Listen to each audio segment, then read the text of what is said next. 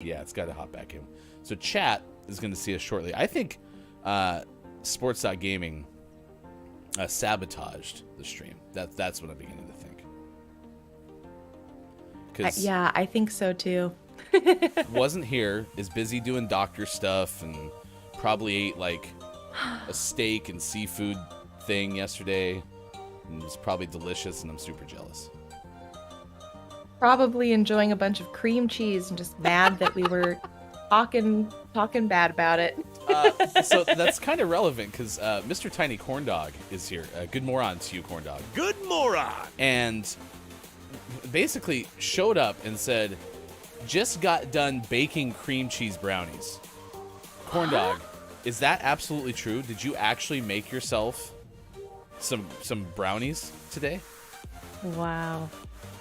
Because did you know it was also the day? Because it's one thing, because it's like, did you also know you were celebrating this very auspicious day? I didn't. I had no clue. I didn't know there would be such a thing as Cream Cheese Brownie Day, but what I'm also learning in the show is that there's a day for almost everything. So if you would, Tiny Corn Dog, be so kind as to throw those in our Discord, we would love to see those. We are going to check in now at 6:44 on the West Coast to see what Mike O is tracking at this hour.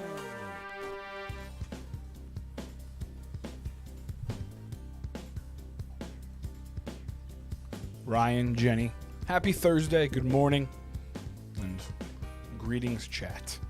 Our first story today is a tale as old as time, and by that, I mean it's about the U.S. Postal Service, and it comes from us via Ben Hooper from UPI.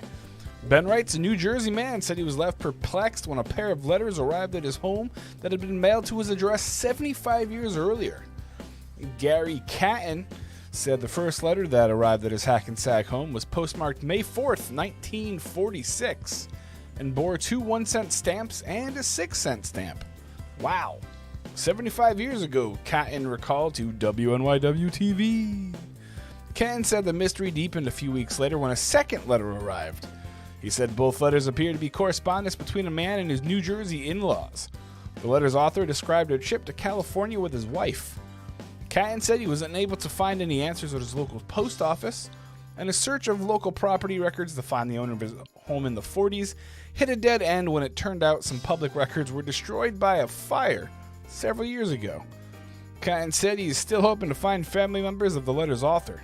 We'd love to be able to meet the people that it was addressed to because they all sound like such a great family. And to say, we got your mail, Catton said. United States Postal Service spokesman Xavier Hernandez offered one possible explanation for the late arrival of the letters.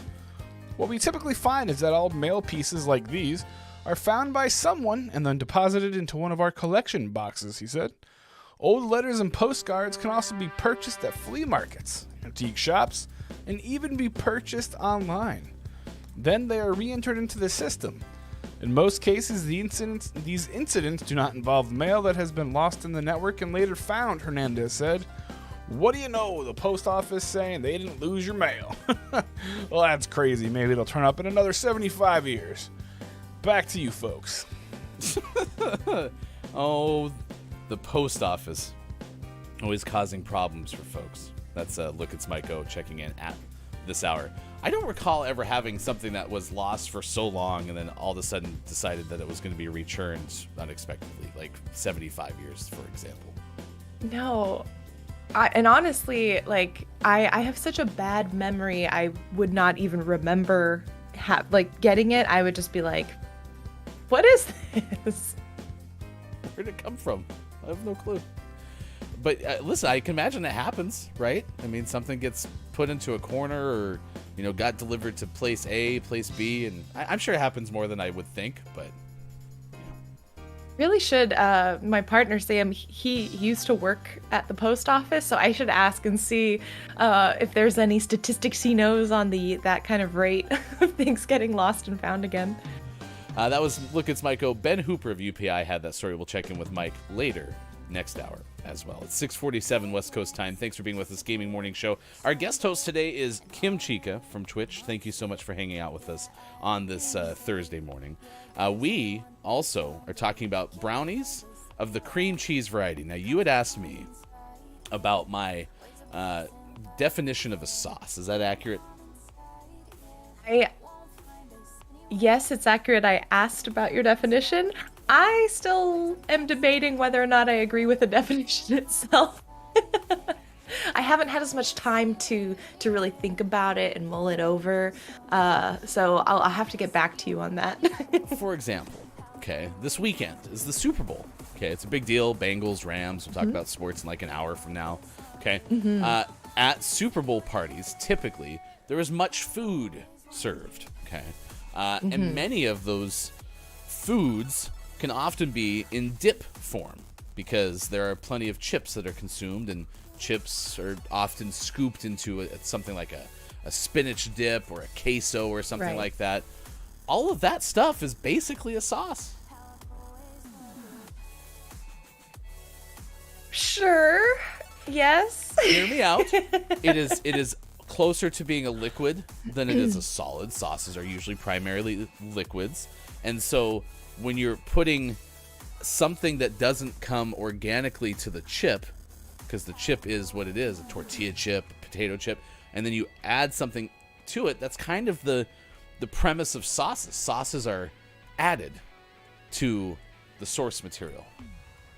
But wouldn't you argue that if you have a dip, you are adding to versus a sauce is being added to? Like, I am not going to pour a salsa all over the top of my chips. I will dip, hence the word dip.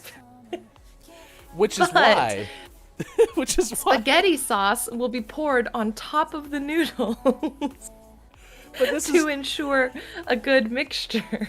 But this is why dips are better than sauces, because they are not assumptively provided to the dish, whereas many sauces are. And if Hefty had his way, I would be like, hey, can I add my own sauce? Maybe let me enjoy this additive much as I would a dip if I was so inclined. I guess, but I think fundamentally that becomes you prefer dips over sauces. It does not change the fact that dips and sauces are quite separate entities. 6:50. Love to continue. We're a radio show that plays games, so we're up against clocks. Just keep this one in the back of your mind for a second. Ice cream is frozen sauce, so Ryan probably dislikes it. Think about that. Oh my goodness. We'll return, I promise. Dungeon KJ, Mouser KJ says, dips are not sauce. And then, of course, Quiet agreed with you. Sauces are much thinner, though. Also, apparently, I earlier made the reference to Sean eating steak and seafood. And Quiet goes, yes, the classically rhymed steak and seafood. If only there was a name for that kind of thing. Oh, I appreciate Quiet so much. Clearly whiffed on surf and turf. Surf and turf, yep. Oh my gosh. All right, what will you have tonight? I will have the steak and seafood, please. We don't have that, but we have a surf and turf if you would like. Let's do birthdays this day in gaming history. If you have a birthday to celebrate with us, please let us know so we have the opportunity to celebrate with you. That includes yourself. Anyone you know celebrating a birthday today that we should mention? No. So this is exciting. I love birthdays. So being able to just find other folks who have birthdays right now makes me happy. Today, from a celebrity birthday perspective, Leontyne Price, singer, turns 95 today. American soprano, and this is according to Wikipedia. 95 years old today, the first African-American soprano to receive international acclaim. From 1961, she began a long association with the Metropolitan Opera, where she was the first African-American to be a leading performer. And sometimes when I see birthdays with photos that are in black and white, I wonder, is this person still alive? So I click on them almost always just to make sure. And yes, today, Leontyne is celebrating a 95th birthday. Amazing. Wow. 95, that's so cool. And in fact, there's a couple of over 80s today. The other one is singer Roberta Flack, who turns 85 today. Wow. Singer, is this another like more operatic singer? Were you able to find out? I don't. I think I've heard of Roberta Flack. I even think Possibly. I've played Roberta Flack tracks back in the day when I used to do music, but keep in mind my first radio station, we played everything from Perry Como in like the 40s and 50s to Britney Spears back when I was working there as new music. So I can't really pinpoint a genre because we played everything under the sun. It was kind of ridiculous. Wow. It's honestly my kind of radio station. I feel like that's my playlist right now is very hard to pin down. Today is also director Kenny Leon's birthday. American director who turned 66 today. In 2014 won the Tony Award for Best Director of a Play for A Raisin in the Sun. Awesome. Do you enjoy the theater? I do. I have not partaken in the theater in a little bit, but I grew up as a musical theater kid, and I enjoy plays and shows. So excited to hopefully be able to get to that again in the future. I am hopeful. At least both my kids have shown signs that they might be interested in performing, but certainly my oldest has, and so I'm hoping that we get a little bit of those opportunities to watch her act in plays and stuff coming up in school. It'll be a lot of fun. We had talked about John Williams, who was the composer of many, many themes, including that for the Jurassic Park theme song on Monday, because John Williams had turned 90. One of the stars of Jurassic Park, Laura Dern, turns 55 today. Wow. Do, do, do, do, do. It's so good. It's so good. And it was like 6 on the list of best John Williams stuff, but I've decided at this point that that's more a credit to John Williams for making a whole bunch of really good music as opposed to distaste for Jurassic Park. So, Right. actress Elizabeth Banks turns 48 today. Oh, I know. I truly don't follow a bunch of celebrities and like famous folks, so when I can recognize someone, I'm like, oh, that's so cool. I actually know who they are. So I do know Elizabeth Banks. That's awesome. You and I are not alone in that regard. Elizabeth Banks, fun fact, according to Cleveland.com, appeared as the host of the new Press Your Luck game show, which is something we were really excited about because that was the game show that I said I would want to be on if I could be on a game show, and apparently it still exists. So, exciting things. Also, where's the submission form? Right? How do we get you on there? I'm just going to run down to, it's probably in LA like almost every other game show, right? I'll just run down there really quick and see if they'll let me on the show. So no warning needed, right? It's like, hi, I'm here. Please put me on the show. Put me in, coach. Although I think we used, when we talked about it on the show the other day, I think we used what I did during that time, yelling stop, no whammies, as my audition tape. So I think we actually have it in the can ready to go. So it's good. Have you seen Encanto? I have. I'm so happy because I finally saw it 2 weeks ago, and I have not gotten the soundtrack out of my head yet. And I know exactly who Stephanie Beatriz is. 41 today. Stephanie was absolutely amazing. I think still is in Brooklyn Nine-Nine. And then crushed Mirabelle. In fact, it was fun to hear the directors and the casting folks who talked in the behind-the-scenes stuff about apparently Stephanie auditioned for a different part. And they were like, that's Mirabelle. Like, that's the person. And I really, again, I'm not a huge celebrity person, but everything I've seen of Stephanie has been just phenomenal in terms of like all the stuff that she does in acting. Like, again, yeah, Rosa in Brooklyn Nine-Nine, the reason to watch the show for me personally. And it seems like she also does a lot of like really good work outside, like in sort of the real world outside of her career. So that's like, I really like her. So also I cannot believe she's 41. I wouldn't have guessed that at all. So happy 41st to you, Stephanie. Also today is Uzo Aduba's 41st birthday. Is the actress who plays Suzanne Crazy Eyes Warren on the Netflix original series Orange is the New Black, for which she won an Emmy Award. Gosh, whatever happened to that show? I remember that was like the show to watch for a little bit, and then I feel like I fell off of it because we got rid of TV and a bunch of we got rid of Netflix for a little bit, and now we're back on it. It actually was canceled because you unsubscribed. If you had stayed subscribed, they would have kept it going, but it's your fault. Shucks. Sorry, everybody. I will think through my actions and do better next time. Apologies. Actor Trevante Rhodes is 32, was in the Academy Award-winning film Moonlight. Happy 32nd. Actress Emma Roberts turns 31 today. Hey, wait, Emma Roberts. What would I know Emma from?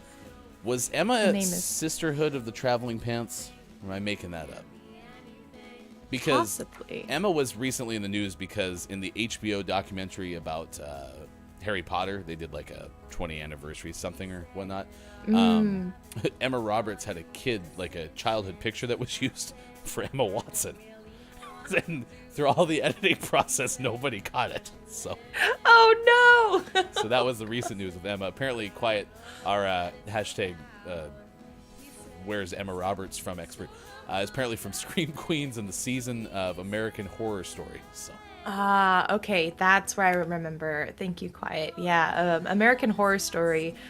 Gosh, I went through a horror phase and watched a lot of that, a lot of that show. I've never had a horror phase. I don't expect to have one. I don't like being scared. It's terrifying. I would recommend it. Lots of nightmares. Yeah. I'm happy you went through it. Now you know. You're not going to turn back to the horror ways anytime soon. No, probably not. Actress Mackenzie, I gotta just finish these out. Actress Mackenzie Vega turns 28. Chloe Grace Moretz is 25 today, and Yara Shahidi turns 22 today. Nice. Happy birthday, everyone! We'll have the dog celebrate with our puppy. Yay! Okay. Puppy's so cute. So cute. There you go. Happy birthday. I didn't mean to throw you on the ground. I'm so sorry, puppy. Oh my So gosh! sorry. What a cold, cruel world. I got some good news for you, though.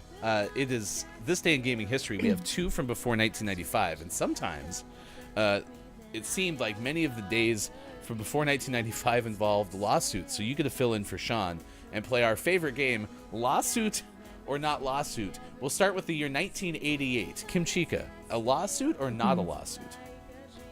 Not a lawsuit. Not a lawsuit. Okay, we're going to lock in your answer. Bob will play the didgeridoo, I suppose. That's how we lock in your answer on the show now.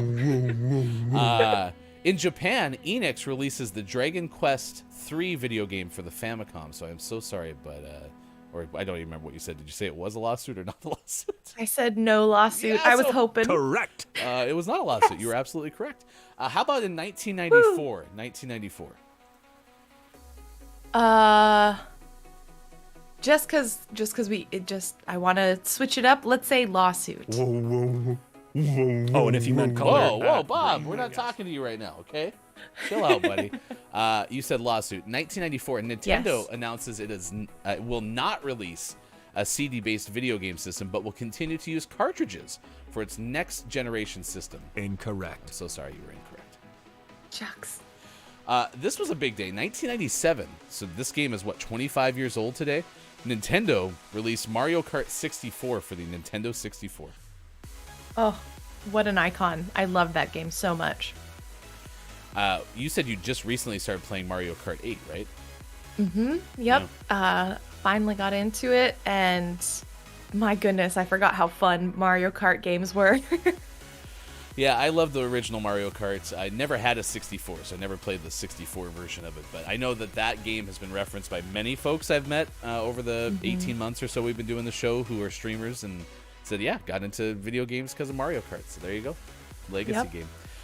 2009 Xseed, XSEED Games, releases Retro Games Challenge for the Nintendo DS. That same year, Sega releases the House of the Dead Overkill. That was for the Nintendo Wii.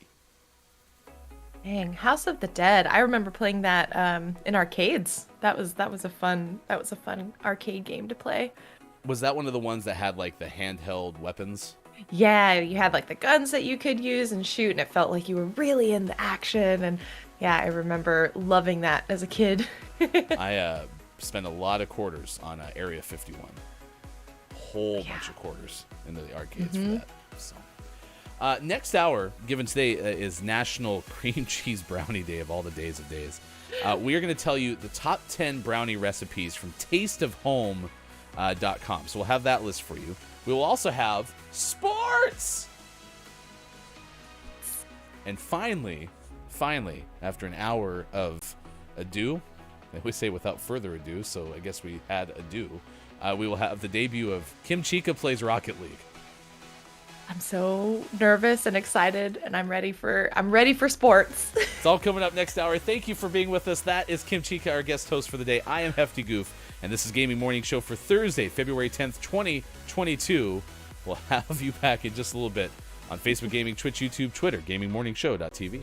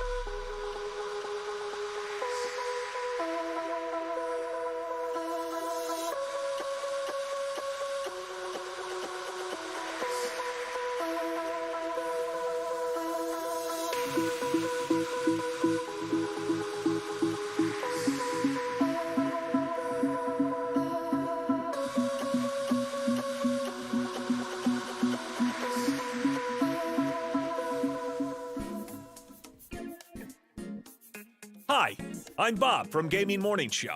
You know, the voice from the box. As the proud owner of an amazing voice, I, like many of you, am familiar with the amazing voice of our friend Austin Attack. Her very popular music is available as a points redemption on her stream at twitch.tv/AustinAttack12.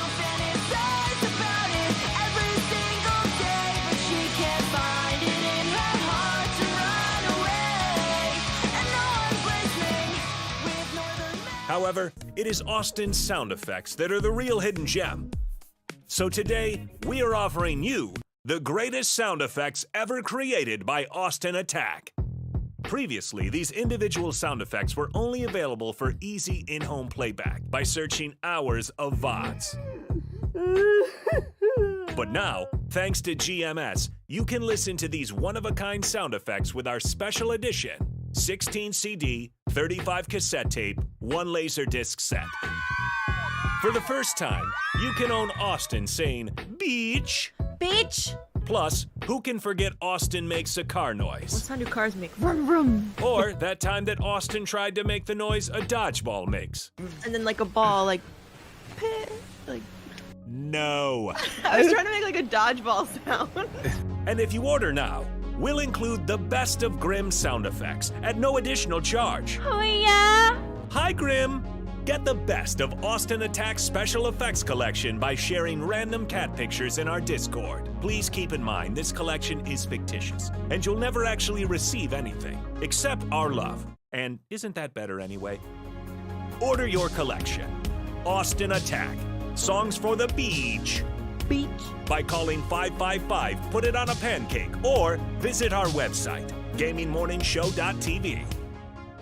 Our fulfillment department is standing by, which means you'll probably never see anything. They're so fired. Put it on a pancake!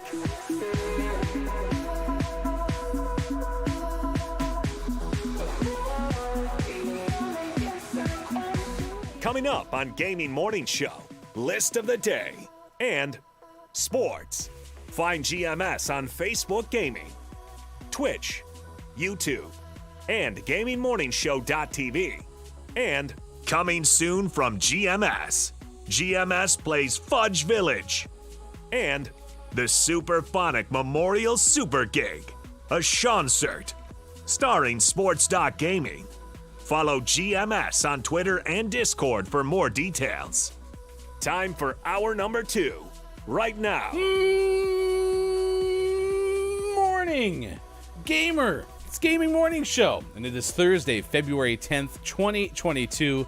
The person to the left side of your screen, that is the one, the only Kim Chica, our guest host for the day. Good moron to you, Jenny.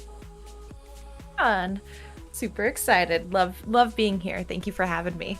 Today we are trying to figure out our way around lots of things. We're going to have the debut of Jenny Plays Rocket League here in like 6 minutes, which I'm very excited about. Look, it's Mike O has shown up into the chat. Top of the moron! And it was telling me that it's a lil do. So we had some ado earlier, and now we have just a little do to get to the point where we're playing Rocket League. How'd the training go? I scored twice, so it's given me a false sense of confidence. Correct. You know, we've been doing this show for like 18 months, and we've had guest hosts on quite a bit throughout the course of it. And every single time we ask somebody if they want to play Rocket League, and they go, "Never have played before, but sure, I guess," which is usually the answer we get. We always forget about the training every single time that we have to get through that part. Every single time.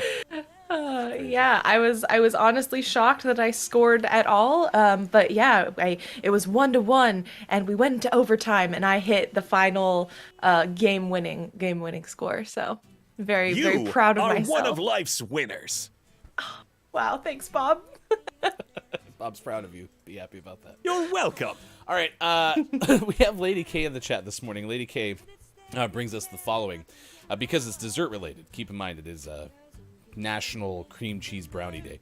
The Black Forest Gâteau, Gatteux, was not made in the Black Forest, nor the requisite country. It is merely made with all of the edible berries one can find from or in the Black Forest. Lady K, fact of the day. Day. I don't know. Where is the Black Forest? Do you know where the I Black feel like, Forest is that maybe in Germany? I feel like it's going to be in Germany or France somewhere, because I feel like Black Forest cake is always, it's on the British Bake Off, and it's always like, I think in the last season, they had one baker who was from Germany, and he was like, I have to do very well on this because this is my heritage. I think that's like something along the lines of what he said. Like, Correct. You're absolutely correct. Apparently, it's Germany, according to Quiet I Am Gaming. So, and Jurgen! Hey, it's Brendan. Also has experienced the joys of Jurgen, the baker from the British Bake Off. And I said gâteau correctly. Yes, you did. Proud of myself. What a show. So good. What a show. Yeah, I have never seen. It's the Great British Bake Off, right? Yes. Never seen it. It's good. Different than the subpar British Bake Off, which is not on Netflix, did not make the cut. Yeah, it's a very good show. They could have had a self-fulfilling prophecy with the subpar British Bake Off. Yeah, don't know what they were thinking naming their show that, but you win some, you lose some, I guess. We have the top 10 brownie recipes coming up. We did talk about our love for the giant industrial-sized bag of Ghirardelli chocolate brownies that you can pick up at Costco because they take like 8 minutes to make, and they result in like having brownies for like a week. It's great. Yeah, I was gonna say I also really enjoy doing mug brownies with those, because I can't make a tin, because I love that you say, oh, that's gonna last me for a week, because my sweet tooth and my lack of willpower when there's a tray of chocolate anything near me, I'm like, no. And so what I do is I'll take that mix and I'll make mug brownies, where it's basically like a single portion, and it's fresh and it's easy, and I love making mug brownies with that Ghirardelli's mix. It's very good. So you just throw it in a mug and then like microwave it or something? Yeah. I mean, it's not as like perfectly textured as oven baking, of course, but it's great for a quick fix of if you need something sweet and like need it in like 3 minutes or less. Well, I'm this is news to me. I didn't know these things existed. Yeah, it's dangerous, but it's good. Had I known, I probably would be consuming more brownies in my life. Although my wife did make like a cookie thing where it was like you took chocolate chip cookie dough, because she freezes it so that we have it available to us. But if you don't want to make... So smart. No, that's not true. This is a... Man, I wish Hefty Wife was here. It's something like it's its own thing where you could whip it up in 4 like seconds, and you put it in like a ramekin or something, and then throw that in the microwave. And it's just not as good. So I'm hoping that the mug brownie, it sounds like, tastes closer to the actual Ghirardelli. It's pretty decent. Again, usually it's my go-to when it's like, 11 o'clock and I just have a sudden sweet craving and I'm like, I need something now, and I don't want to make an entire tin of brownies. A mug brownie is quite a good substitute. It's 11 p.m. and Kim Chica needs sweets now. Call 8 Whitworth 877 cash. Meow. So good. Top of the moron to you, Chris Emmy. It's good to see you on the show. Top of the moron. The Ghirardelli brownie mix is delicious. It is. These are all facts. No one has lied through the course of this whole show so far. So true. Quiet I'm Gaming says, I'm gonna put a cream cheese brownie on a pancake. It's a lot of like depth. we have the turducken, which is like the turkey, what was it, duck chicken. I wonder what do you call a brownie pancake, and like what would be the third thing first of all, and then what would you call it? I wonder. It might be something. I mean, you have to use the pancake, I believe, kind of as the tortilla in this concoction, because it's going to be the flattest and the widest, right? So you could probably find a way to almost stick like a part of a waffle in there as well. So like a brown a waffle. Bro-wah cake? Yeah. Bro-waff cake? A pan of waffany. Yeah. Pan of waffany. So, Oh my gosh. Brendan goes, a brownie on a pancake we would call diabetes. No. Yeah. No. I would say it's probably at least a good sweaty afternoon after you eat it at the very least. Well, I of feel course. like Of course you're going to put maple syrup. Well, I'm going to put maple syrup on it, so yeah, that's not going to help the process at all. I don't know why Epic is so hellbent on us not playing this game together. It kicked you out of my party, and I don't know why. So I'm going to re-invite you, and then the moment I Okay. see your car on my screen, I'm going to hit play. Yes. Also, your car made me realize that cars could be so much more than what I ever imagined. I appreciate your cosmetics. The corn cob wheels are a tribute to the soon-to-be produced GMS production of Corn of Dreams. It's the same as Field of Dreams, except instead of a whole bunch of corn, we only planted like 4 stalks of it, and we decide that no one's going to show up, so... Very different than the field. There's a lot more corn in the Field of Dreams. Yeah. So. But yes, we also have the pancake topper because I took my car, and when I'm on my head, flipped over, I put it on a pancake. That's amazing. Yeah, I just have a basic orange looking. I don't even know what this is. Is it a truck? Is it an SUV? It doesn't have a back bed, so I guess it's an SUV. The last time it was on my screen, and it still won't show up again. Is it allowing you to accept the invite? It has not even received the invite. I actually just sent you one. It's going so well. It looked like the Mystery Machine. Yeah, that was my first one. It actually changed my car on me. Or no, maybe it is the same one. I'm not sure. I am so bad at anything resembling technology in cars. I will, it just does not stick in my brain. Oh, there you go. So I think you're the party leader. So just hit play, go Okay. to 3v3, and we're just going to try to make this happen. It's very unusual because... 3v3 in competitive? No, Yes. casual. No, casual. Oh, yeah, casual for sure. Let's do casual. I'm not ready to put your reputation on the line. You're very good at video games. I would hate for... I got two points in training. I'm ready for the pro leagues. I'm here to fight. There'd be a rumor spread that Kim Chica failed at a video Oh, game, and I'd God. be like, wait a second, that can't happen. So I don't want to be responsible for gosh. such a thing. I mean, I willingly and I'm happily admitting that I am not good at video games. I'm just very stubborn and persistent. So it's one of my strengths.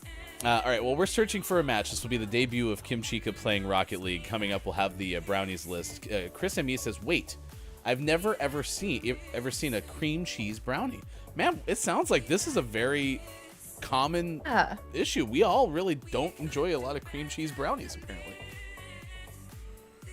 And yet there's a whole day dedicated to them. What is this? Well, in the description from nationaldaycalendar.com, which had to do with the whole idea of you take the cream cheese and then you use a knife to kind of like swirl it around to make something beautiful, okay? Mm-hmm. It kind of reminded me a little bit of like latte art, right? Right. So I don't know if it's as much for the flavor as it is to make it like more beautiful. So... Yeah.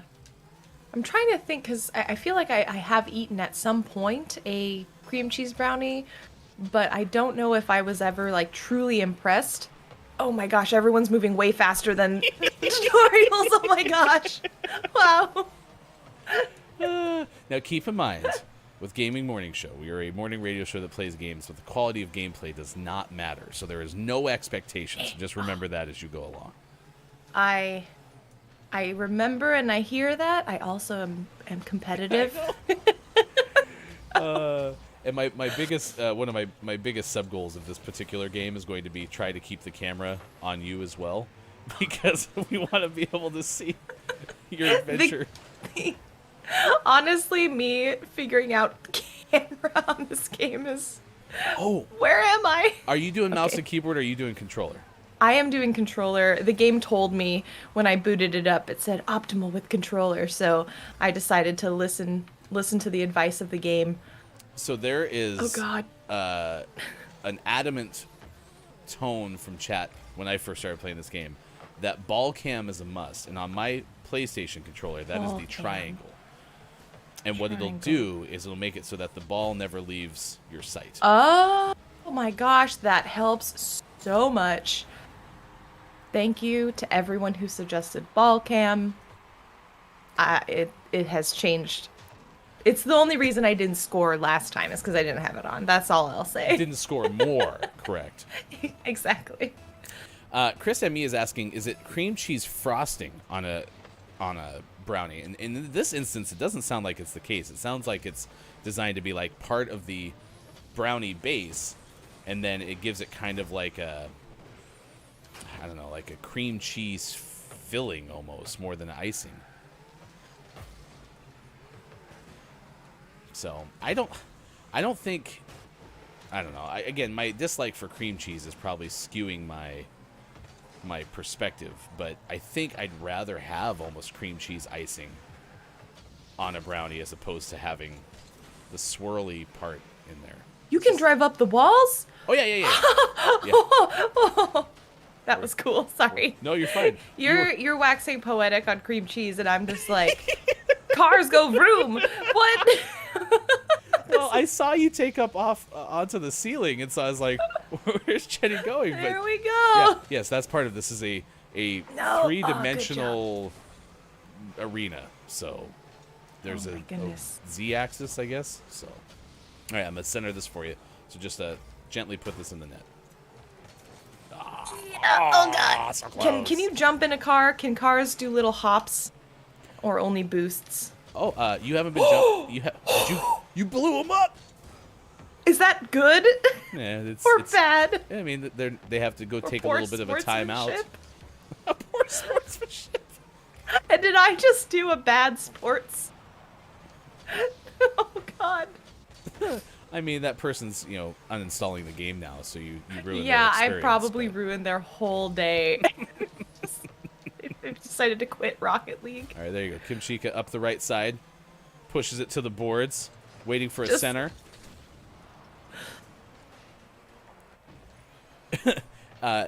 We have the list of the day coming up after this. This game is also fun when you turn on all the notifications. So if you make a play on the defensive side, protecting your goal, you get a clear ball, which is worth 20 points. If you center it, you get like a little piece of, I don't know, graphical confirmation that you're good at sports. So yeah, there's a whole Would bunch love of that confirmation. I'll print it out, hang it up behind my desk. we'll give I you the sort of. the Kim Chica Memorial Rocket League Player of the Match Yeah. award. You're not. I mean, listen, it's right there. You got this. The ball is always too high. The ball should stay lower to the ground where we can reach it with our car. Well, and then you watch people like Creative Mindframe play this game, and they're flying through the air and doing flips up by the ceiling, and it's just like, I don't understand how we ever get to that point. Ever. Do. Okay, here we go. Here we There go. it is. Please cry. Aw, dang it short again. But the fact that I get this on camera is cracking me up because I watched you do the little hop, and you were like, I don't know, 80 feet below the ball. I know. I'm like nowhere close. You did try the grunt method, which is a powerful thing in sports. So, you can even ask like Kiki Low, renowned world squash player now, and Ooh. does do the grunt whilst trying to racket the ball into the. See, Other if team's Kiki goal. does it, it must be good. All right, if it doesn't touch the ground, we can still tie. Really? Yeah, it touched the ground. We lost. Oh my gosh, wait, so if it doesn't touch the ground, it stays in play. Yeah. You can keep going. Time Wow. expires. You can juggle it all the way to the net if you're so inclined. So, Cool. right, Dang, well- okay. go ahead and take us back I to like the main that. menu. Okay. Exit the main menu, and we will do our list of the day at 7:27 out on the West Coast, 10:27 for those watching on the East Coast, and it is now 3:28 for those watching GMS in the afternoon. Doo-doo. We will take you to another look in. Look, it's Mike O is in the newsroom right now prepping to tell us what Mike's tracking this hour. So we'll check in on that in just a little bit. Look, it's Mike O also said, no, it's essentially a mini cheesecake. A brownie with cream cheese in it. Cheesecakes are all right. They're Yeah. fine. Yeah. I mean, they're better than frozen sauce, which is ice cream, so. I don't understand this distaste for ice cream. I thought I knew you. Coleslaw is moist cabbage. Just ruining all of these really great things. I mean, I like ice cream, but you were talking about the whole brownie thing, right? I can't have brownies laying around the house because I have no self-control. Right. So you basically described me to me because we have like Costco muffins right now, and so the Costco muffins are just going away. Yeah. Right. Dangerous. Oh, they're so good. Yeah. And I have no self-control, so I will eat a whole bunch of brownies. But like, if there is just a tub of ice cream in our freezer, I'll be like, nah, I don't need anything today.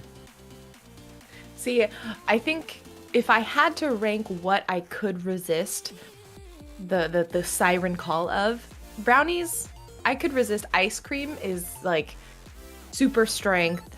Wow, if I resist it, I need to go buy like a lotto ticket and maybe like go try doing a pull-up or something, because all of a sudden like I have become too powerful. I cannot resist ice cream. If I get it, I know it's gonna be gone. Like I will only buy like the little pints, and it will be gone within the week if I have that. You said you have to go try to do a pull-up? Yeah, the strength that it takes me to resist ice cream, I feel like I could channel it to some sort of Herculean feat of strength, which for me is single pull-up. I mean, listen, I can't do pull-ups either. I just laughed that was like on the same wave like this lotto ticket. It's so great. It makes me laugh so hard. It's good. All right, let's do this list of the day. This is from Jason Nowak. The top 10 brownie recipes. So we'll alternate through these. Tasteofhome.com. The opening paragraph talks about satisfying your sweet tooth with one of the best brownie recipes. And so we'll go through some options for us today. And we will start with option number 1. The chocolate mint brownies. So we just recently got done trying a mint chocolate Twinkie. It was bad. And I'm not terribly critical of sweets. Like I said, most anything that's loaded with sugar I can put in my mouth, I'm like, yeah, I'm on board, right? This thing was bad. And the mint had that toothpastey mint flavor to it. Oh, yeah. So as long as this chocolate mint has maybe more of like the Andes mint feel, or maybe even a more muted mint flavor, then I'm on board. But I'm not huge into chocolate and mint, so we're not off to a good start for me. Not yet. And is this one of those lists where like number 1 is at the top and this is the top ranked? Or are we just starting because it's like number 1? Yes. Or is it in no particular order? Yeah, sure. 2. Sure. It's an interpretive dance as we move along this list. Yeah. All right, 2. Chunky blonde brownies. Which I never knew what a blonde brownie was. So for anyone who does not know, it is chunks of white and semi-sweet chocolate and macadamia nuts.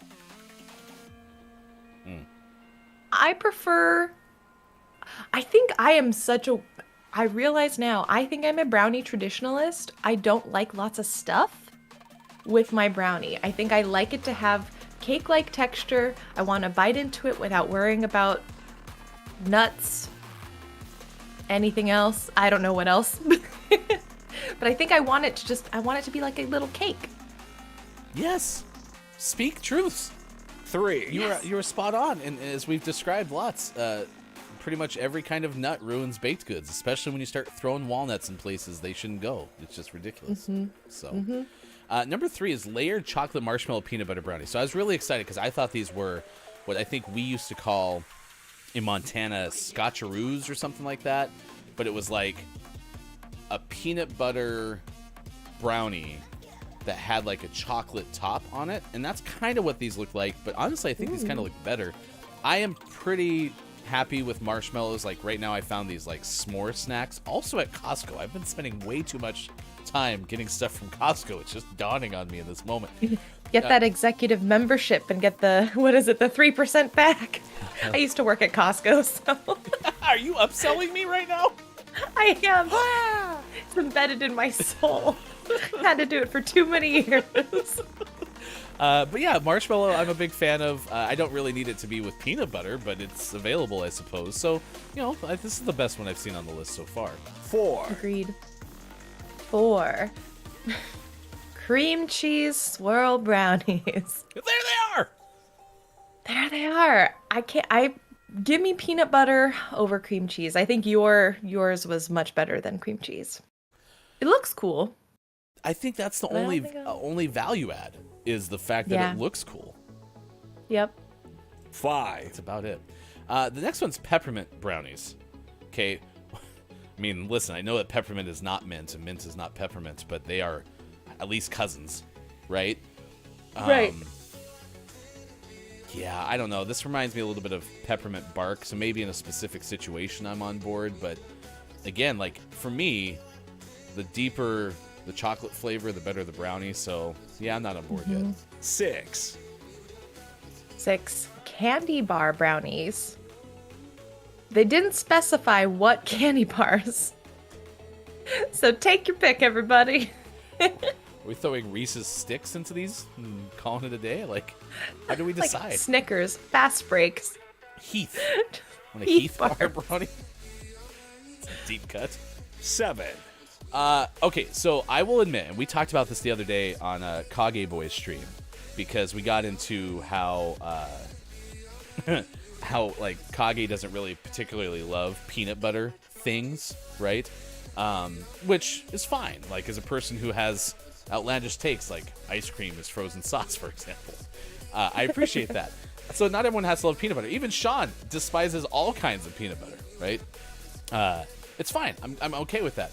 But we agreed that when you go to the store and you happen to see the Hershey's cookies and cream bar, and you're like, I haven't had one of those since 1964, I'll have one again. And you're like, well, this is just delightful. Like, when you're running into an old friend, you're like, we should do this more often. Absolutely. Yeah. And then you never do it again for like another 10 years. That's kind of cookies and cream for me when it comes to baked goods. So this is probably delightful. If they're at the Super Bowl party this weekend, I'm on board, but I'll probably not eat another one again for 50 years. 8, Yeah, I agree. Also, I appreciate that. Hey, it's Brendan has pointed out that this author has mentioned the same brownie, which I think they're referring to mint brownie twice. So that's also funny to me that we Yes. did have 2 mint flavors. They were filling time, I suppose. Yes. 8. Frosted fudge brownies. I think this is the kind of topping I would appreciate on a brownie, because again, to me a brownie is like a cake like cake like dessert. Yeah. It's almost like cake light. Like, when you get software and it's the light Exactly. version of it. Yeah. Yep. Yeah. Number 9 9, is going in so many bad directions. We already talked about blondie brownies. And again, I'm looking for chocolate, so we're already off to a bad start. But then this person decided, what would be really good on this? White chocolate, which is like the last resort chocolate for me. It's like, oh, we're out of dark chocolate, we're out of milk chocolate. Well, guess I'll have some white chocolate.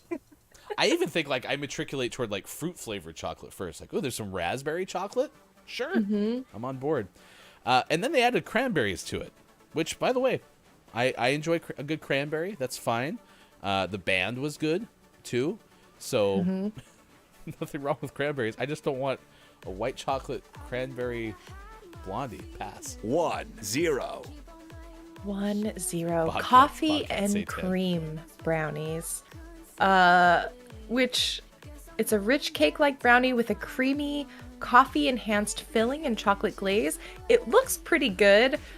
Very rich. I feel like if I had coffee with it, I probably would enjoy it. Because I also just love coffee and chocolate. But again, it looks very rich. This picture is beautiful. Like I would eat this basically on aesthetics alone. So yeah, it's fine. Coffee flavored things always are less fun for me than coffee, but I'm on board. Plus, I am too. That list was pretty disappointing for me. So the last one I'm being like, coffee. where is the? I'm just still perplexed by the white chocolate cranberry because I'm like, you're so close. Because a brownie with like raspberries or strawberries and whipped cream, like that is so good. Yeah. But cranberry, I don't know. That's a very unique berry. I mean, plus the flavor lingers. Do you have to? Do you have to? Do you have to let it linger? That's the question. 7:39. It's a little golf clap for you there. Thank you very much. The big fans of the golf clap here. Look, it's Michael. All the candies, and we go with Reese's Sticks. Whatever. At least 50% of GMS likes this. Austin loves Reese's Sticks. I love Reese's Sticks. Have you ever had Reese's Sticks? I have not, but I love Reese's, so it stands to good reason that I would love Reese's Sticks. I love chocolate and peanut butter in any combination. Good reason. I'm so sorry. Yes. It's too early in the morning. You're just on a roll. 2 for 2. What's number 3 gonna be? I'm very excited. Brenda goes, I mean, unless it's spearmint, peppermint is mint. I mean, yeah, like I said, I mean, but like, isn't like the mint that goes, say, into a mojito. Like, that's mint, and then peppermint has a different flavor than mint, right? Or am I making that up? Okay. I was concerned for a second. I mean, they have like the different gum, you know, because you get like spearmint gum versus peppermint gum versus like wintergreen or whatever. There's like a third that's kind of different too. So I don't know what the difference is. I just know there is. I believe the answer is marketing, Jenny. That's the difference. Probably, yeah. It's now 7:40. We're going to check in and see what Maiko's tracking at this hour in just a second. Chris M.E. did say, my sister makes a version of the Starbucks Bliss Bars. I've never had a Starbucks Bliss Bar. Have you? No. I actually have not been to Starbucks in a very long time. Now I need to investigate. Oh, actually, that brings up something I meant to ask you. Dunkin' Coast versus Starbucks Coast. Not anything to do with Starbucks or Dunkin', but you had said you love coffee. Well, we love coffee recommendations, so I was going to ask you, what is your coffee recommendation for folks? What is your favorite types of coffee? My favorite types of coffee? Oh my gosh. Well, I mean, a well-done Americano is one of my favorite coffees to drink. But lately I have just been really enjoying vanilla latte with oat milk because it's just like a good comfort drink for me. And I have just had a lot going on at work, so I'm like, give me comfort. But like if anyone's ever in the Portland area, if you go to 40 Pounds Coffee, you will have one of the best coffees in the city, hands down. I have been to a lot of coffee shops in the city. So just as a personal recommendation, 40 Pounds is great. Yeah, but Americano is probably one of my favorite coffees. K-Laugh, if you can do some Googling, please, and try to find 40 Pounds and throw it into our chat as a link, that would be much appreciated. All right, we're going to talk more about the National Cream Cheese Brownie Day, I suppose. We are also going to have sports coming up in just a little bit as well. Go ahead and search for another game, and while you do that in Rocket League, let's check in with Look It's My Go at this hour.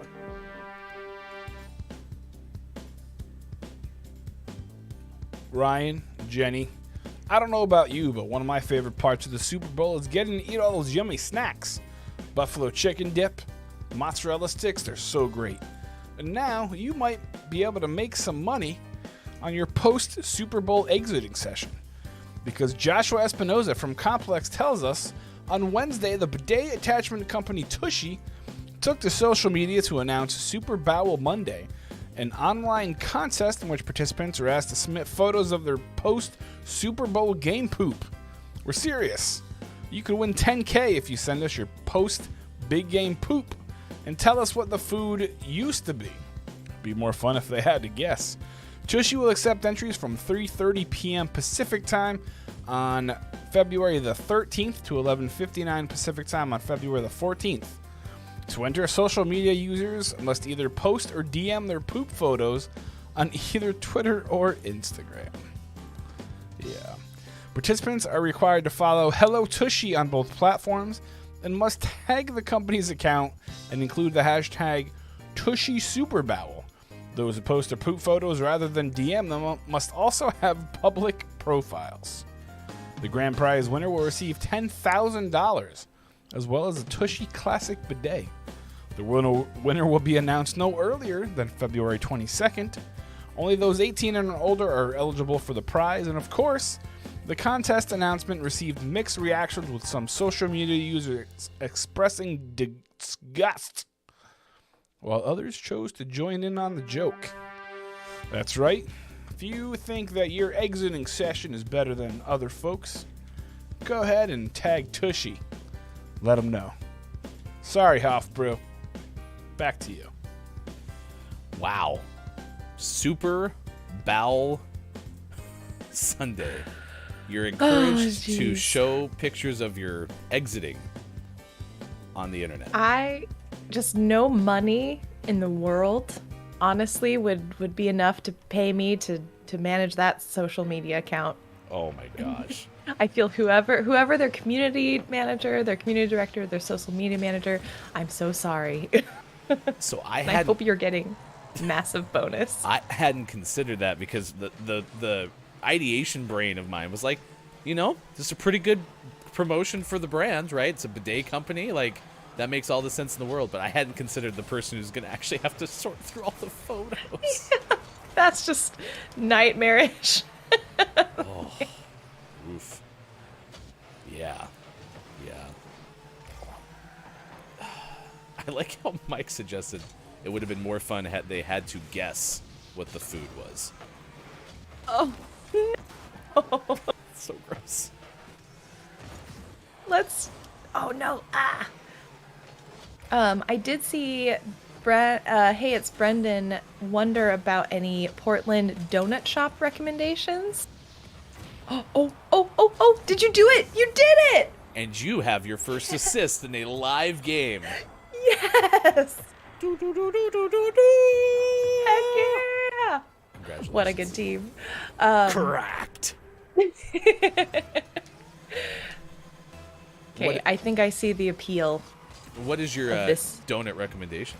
But my favorite donut shop in Portland would have to be Pip's Donuts.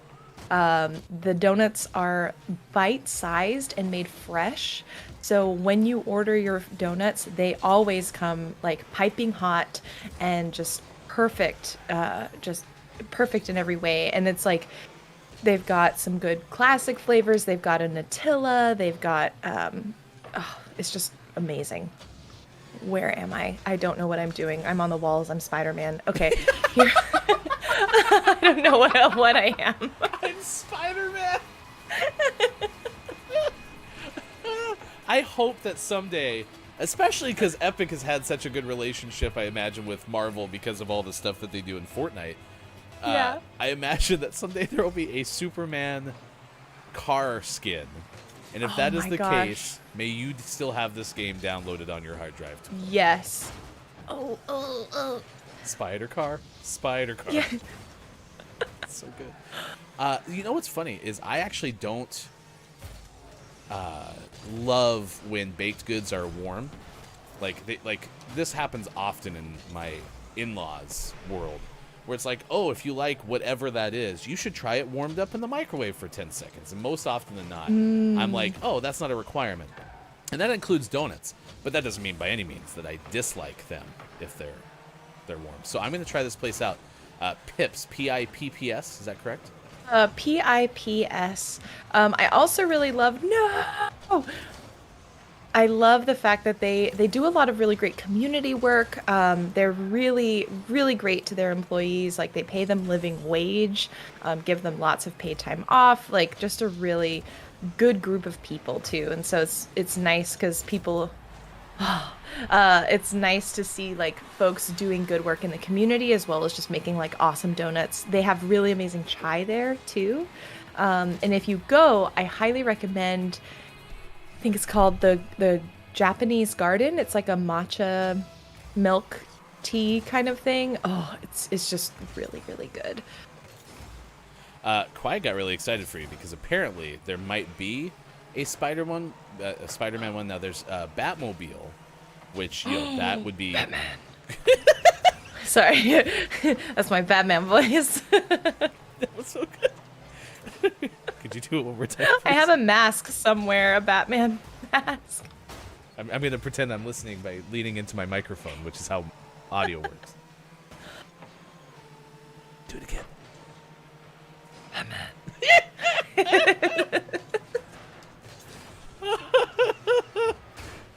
Yeah, so I don't know if there's a Spider-Man one, but you could buy the Batmobile if you'd like to, because nothing's more fun than buying things on day one of a free game. It's honestly why I do avoid free-to-play games, because I inevitably get way too into cosmetics. There was once a time, because I still play primarily Apex Legends, obviously, outside of what we play on this. Oh, you got blown up this time. It got exploded. Oh, that was actually a very short turnaround. Okay, I don't feel bad for exploding that person before. The regret's now over. It's gone. I feel nothing, says Jenny. Feel nothing. Yeah. But I didn't buy anything in Apex Legends for the longest time, and then I found my character, and I was like, oh, I'm a Loba main. See, what a magic moment in any game. Yep. And so Loba gets the hoodie skin, and I'm like, I want Loba to wear a hoodie, and I love it, and it's almost purple-like, and so... Was that you, Hefty? Oh my gosh, you're so good at this game! Cracked! Many of our chat would disagree. Color me impressed. Yay! I have a fan. Thank goodness. Where's the jersey? When can I bring the signs to all of your Rocket League games? Autograph session at 9:05 West Coast time today. I'm just happy I got you your first assist. Now we just got to get you your first goal. So fun. My brain is just like I know I'm doing the thing again where I'm just like, see ball, chase ball. I'm not really strategizing at all. See ball, chase ball actually is a pretty good strategy. Anticipate ball. So pursuit angle, as they would say in football. Pursuit angle. Don't go to where the person is. Go to where they're going. Ooh, if I had a whistle right now, I would have been Coach Goof. Yeah. Hefty coach. Hefty coach. Oh, no. All right, one last chance. Get it in there. Just wish my car could jump. We tried. All right, it's 7:51. Headbutt it. You'll have to throw us back in the menu if you would be so kind. That is Kim Chica on the left side of your screen, our guest host for today. It is the Thursday edition of Gaming Morning Show. Tomorrow, there'll be Theo and myself for all 3 hours, so please join us again for the Monday edition of Gaming Morning Show. Thanks for being here. Now 7:51 West Coast, 10:51 out east. It is 3:51 for those watching GMS in the UK. Brendan goes, hey, first 100 fans in the park gets a free Hefty Goof bobblehead. Sign me up. Ready to go. I could actually see where I have my Dr. Squatch soap, which, by the way, go to drsquatch.com, use code DISCBRICK10, and Look It's Mike O will help you save 10% on your first purchase. I'm smelling, heck yeah, through the box hole, the scent of gold moss. I don't know through the box hole the thing you want to necessarily say. I feel like that's on the level of, like, the size of the meat. You know what I mean? There you go. You have 2 quotes from today. Get ready for clip of the day, by the way. If you missed the first hour, it's golden. Like this gold moth soap. Use promo code DISCBRICK10 to save 10% on your first purchase. And if you would be so kind, we're going to shout out Look It's Mike O. Mike streams on his own on Twitch and is also affiliated, so Mike gets emote slots. So Mike was kind enough to use 4 of those slots for Gaming Morning Show. So if you want to subscribe over at Look It's Mike O, you can get access to the GMS emotes that you see on your screen there that we consider so good. So good. All right, Jenny, the moment you've been waiting for. It's time for the sports segment. Sports! Do you want to go ahead and go with all your sports news first, or do you want me to start? I feel like you can really take the lead here. I'll let you shine in this moment. Thank you for building me up. I appreciate that opportunity. Again, this person on your left is the acclaimed youth soccer star, Kim Chica. Please, calm yourselves. VHS proof pending. So Yeah. yesterday, Star of 1994.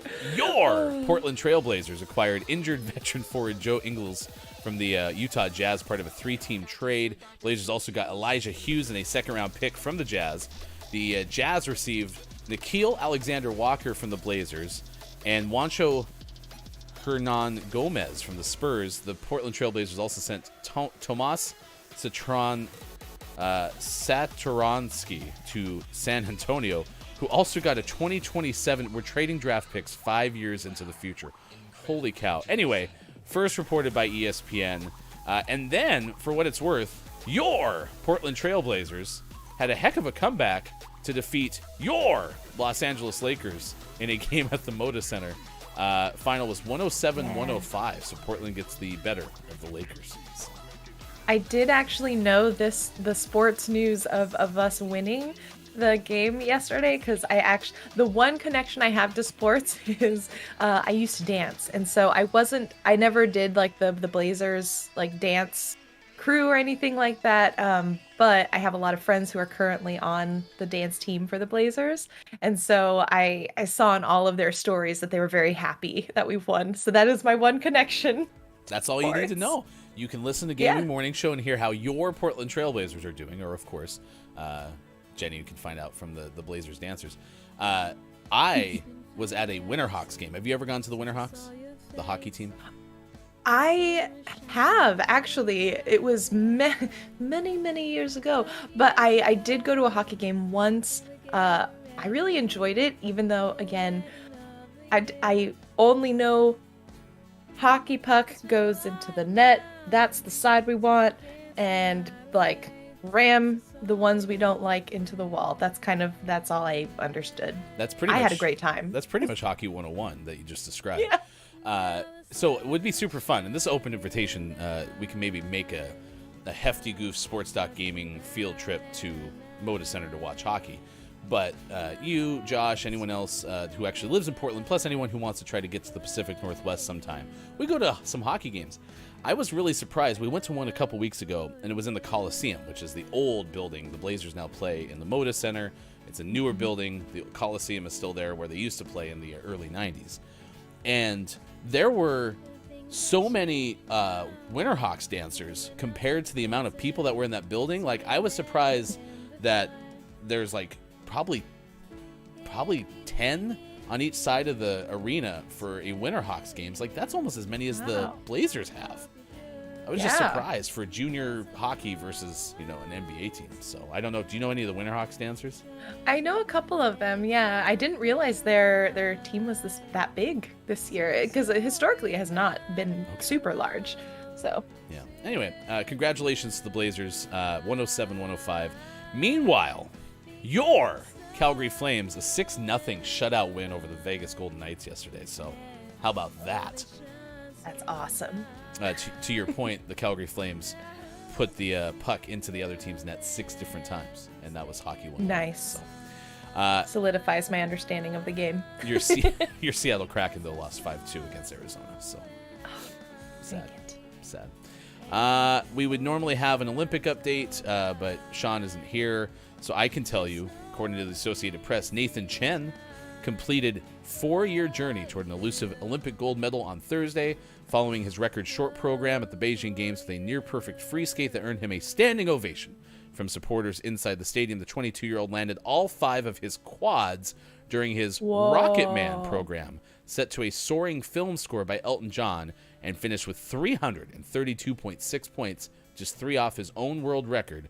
Became the first American champion since Evan someone named Evan, on the podium in 2010. So congratulations to Nathan Chen winning a gold medal at the Olympics. Awesome. So I do love the free skate and like all the figure skating stuff. Just so cool. that was the Especially because, well, no, go ahead. I was gonna say just because I have attempted ice skates, and even just going in a line can be rough. And so to do quads and all of the stuff that they do, the added degree of difficulty that ice provides will never cease to amaze me. So I'm with you there. I used to watch a lot of figure skating when I was a kid, and one of my best memories with my paternal grandmother was because of the Olympics. We watched a lot of Winter Olympics together, and figure skating was the one that was always on, because back then you only could watch what was on TV. I found myself lately not watching as much figure skating and being really into snowboarding, especially when they do the snowboard racing, where everyone's like a BMX track and they're going against each other in real time. I haven't seen It's that. nuts. It's nuts. That sounds cool. Yeah, I also learned. I haven't checked in the new Olympics. I should definitely see some of those footage. I'm kind of with you. I don't watch much of the Olympics, but because Sean is so into it, we've had it on quite a bit when we've been at each other's houses. And then I will admit, too, I learned yesterday that downhill skiers can get up to like 90 miles an hour. That's great for them.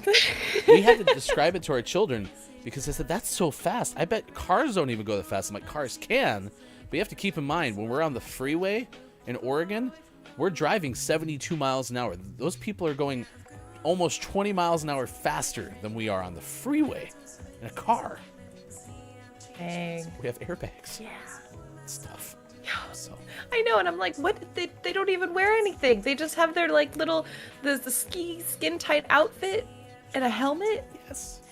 No elbow pads, no wrist pads. Like, I armor up way harder going roller skating than they do going that fast down a hill. So true. We put more stuff on our kids going out to rollerblade or scooter. Yeah. These folks are going 90 miles an hour down a hill. On ice, basically. It's terrifying. Good moron. Now, Superphonic is here. Yes!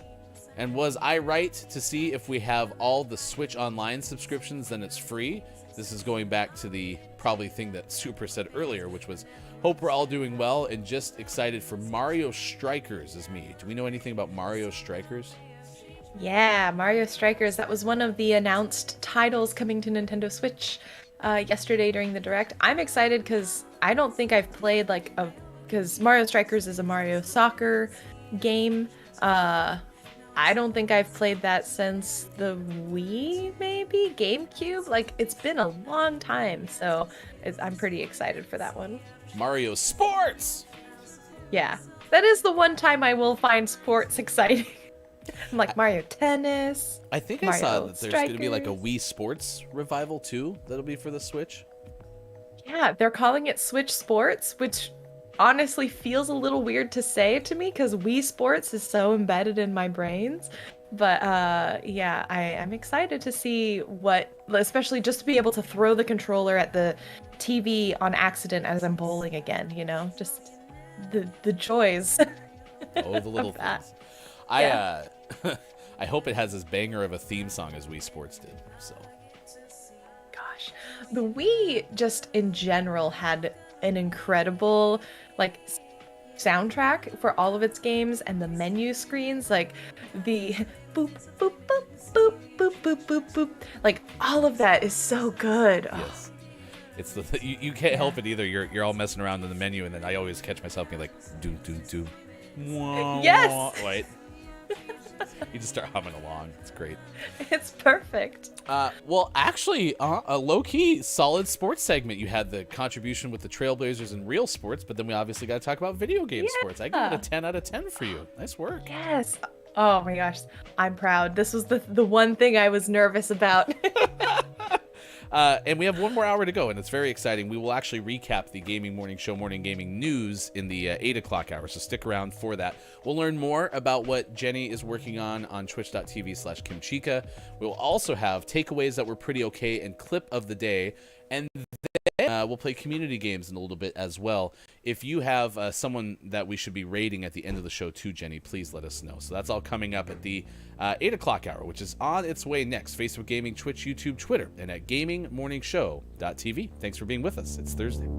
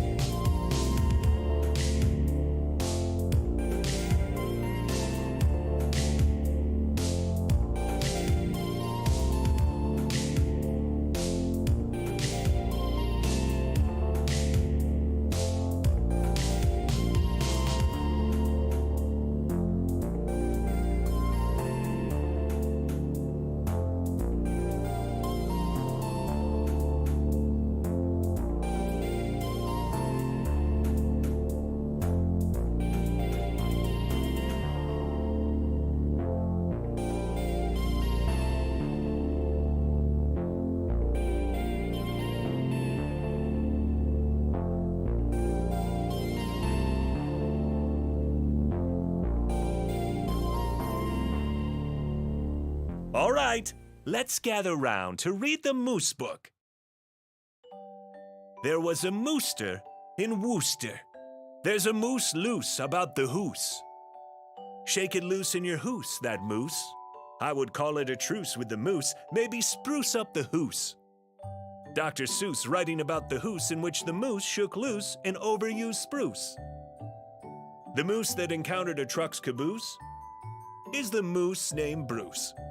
I'm loose, said the moose, Bruce, as he threw up a deuce. Fun fact, Bruce the moose actually starred in Footloose.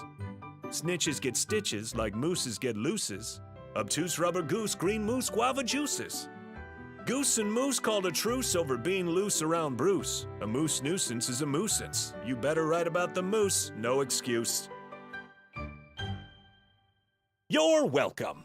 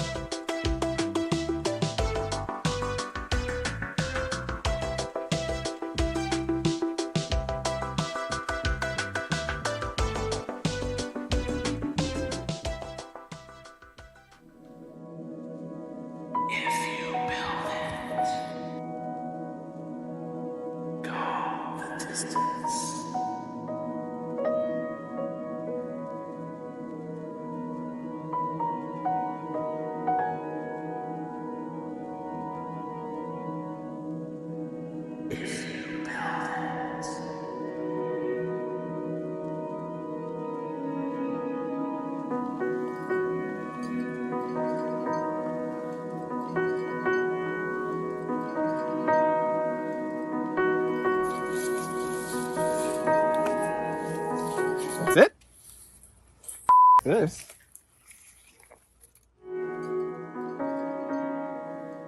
That's all you built? Why didn't you build more of it? They're not coming.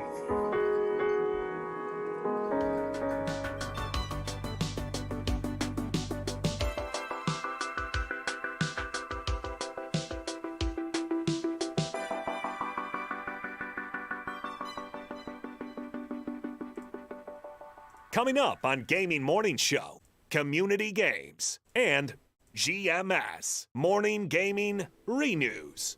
Get ready for your takeaways that were pretty okay, and the clip of the day. Follow us on Twitter @WatchGMS and join our Discord. Go to gms.watch and click on where to find GMS. It's all coming up on Gaming Morning Show. Time for hour number 3. Right now. Morning, gamer. It's Gaming Morning Show. It is the Thursday edition, February 10th, 2022. I am Hefty Goof. Left side of your screen, that is Kim Chica. Good morning to you, Jenny. Hey, hope everyone's having a good moron afternoon and evening, because I realize there are time zones.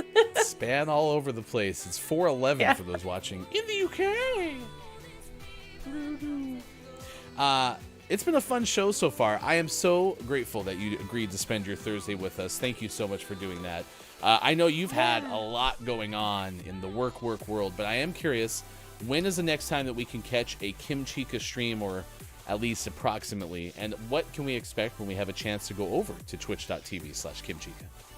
Yeah, so I typically go live Tuesdays, Thursdays, Fridays, and Sundays. This week I have taken the week off because I am helping out with the launch of Sifu. I am the influencer outreach person coordinator for Kepler Interactive, which is the team publishing the game.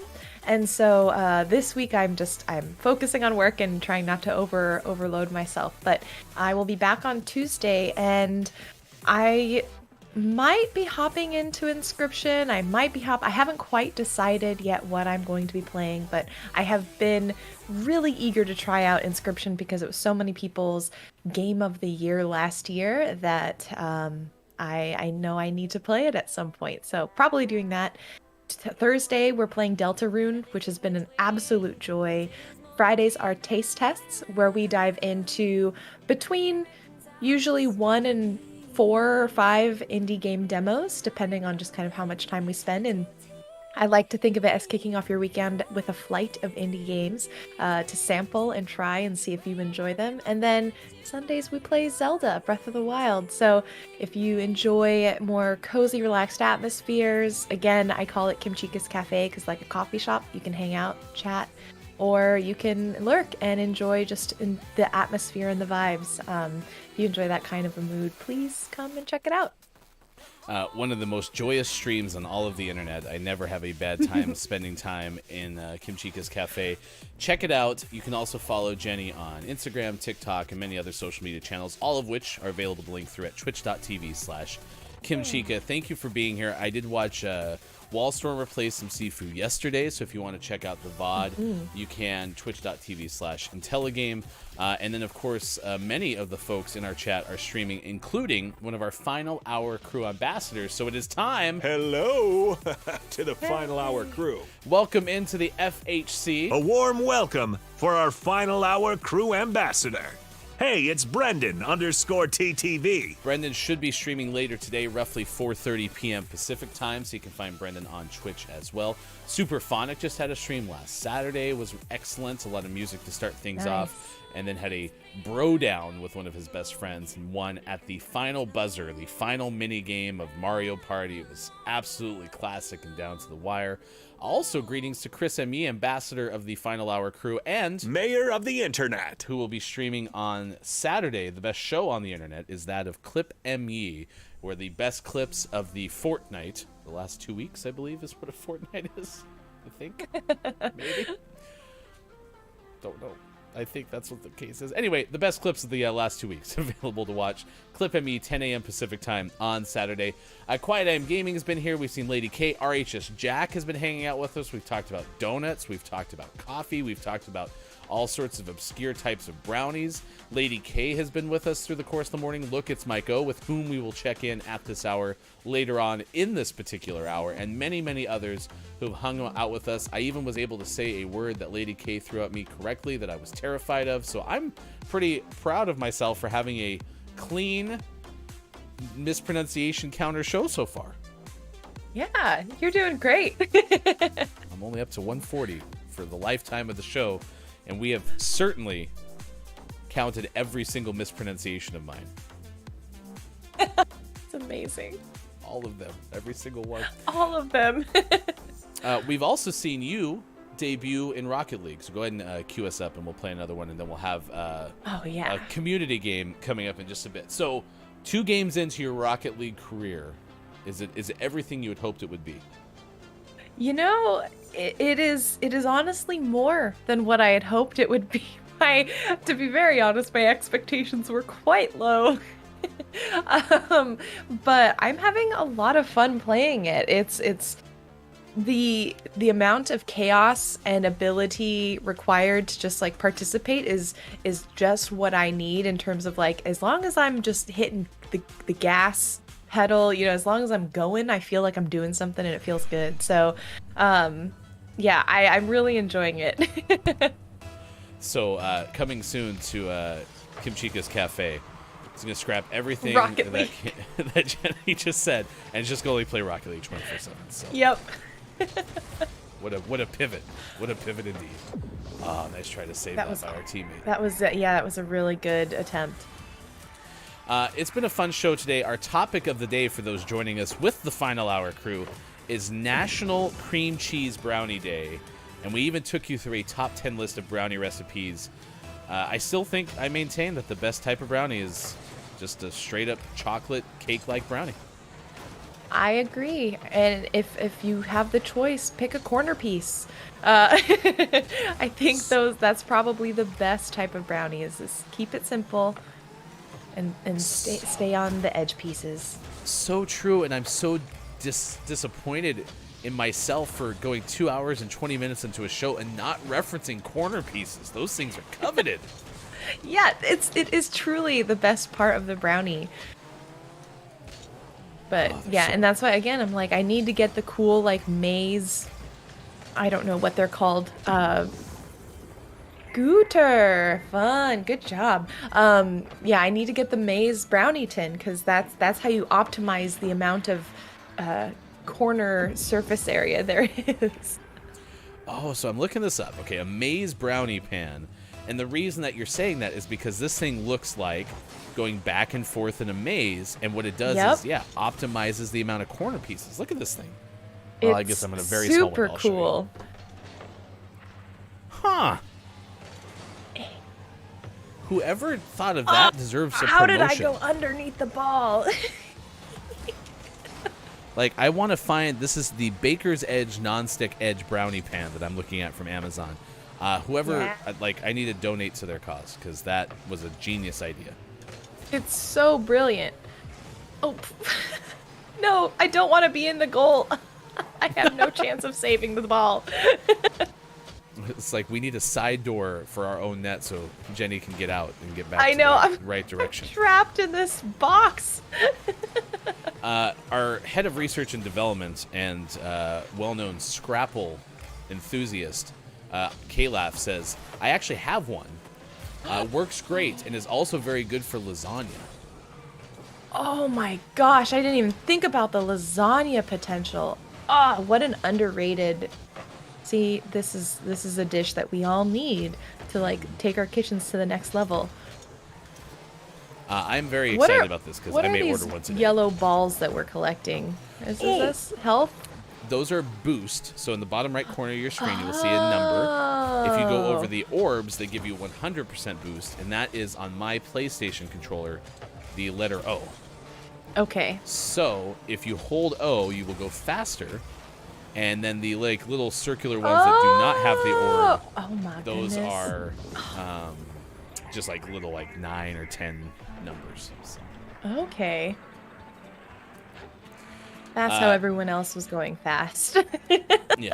Yeah. Good information. I would have hoped that the training would have covered that, but we were also doing that in real time, trying to get you into the game. So. Whoa! How did I flip? I will write Epic and let them know. Hey, you need to do better. Epic, please. Double jump, so XX on my controller while holding the forward. Oh my god, what a game changer! Oh shoot! And our good friend Kalaf taught me early on in my Rocket League career that is also how you can go faster if you are out of boost, is doing the front flips. Oh my goodness. Oh dang it, famous Jacob. Wait, you know Famous Jacob? I know Famous Jacob.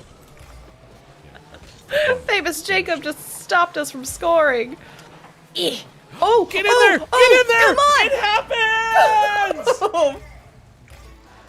From the side, a wicked goal for Kinchika, and the score goes 3-1. He did it! All right, we can stop playing. Having accomplished all that she can accomplish in the game of Rocket League. Yeah, that's all I needed. Kimchika walks away. Yeah. I'll stop while the going's good. Oh, look at all the applause that you're getting. GG easy, according Y'all are to Brennan. so nice. Okay. I feel like we're on an episode of Ted Lasso. I'm like, we could totally make a comeback. 2 points. We could do this. Remember, the best animal is a goldfish. This goldfish has no memory. It's true. Oh, what a good show. I finally got on the Ted Lasso train, and it has changed my opinion on sports shows for sure. Oh no. Yeah, it took me entirely too many people recommending that I watch that show to actually start watching it. Nice. Look at that. We're down 47 seconds. We're so good. This is a Ted moment. Oh my gosh. Can we do it? Thought they were That's out. Cool. You brought us back in. My gosh. Here we go. Let's take them into overtime. We had Jenny's first goal, and now we have Jenny's first comeback.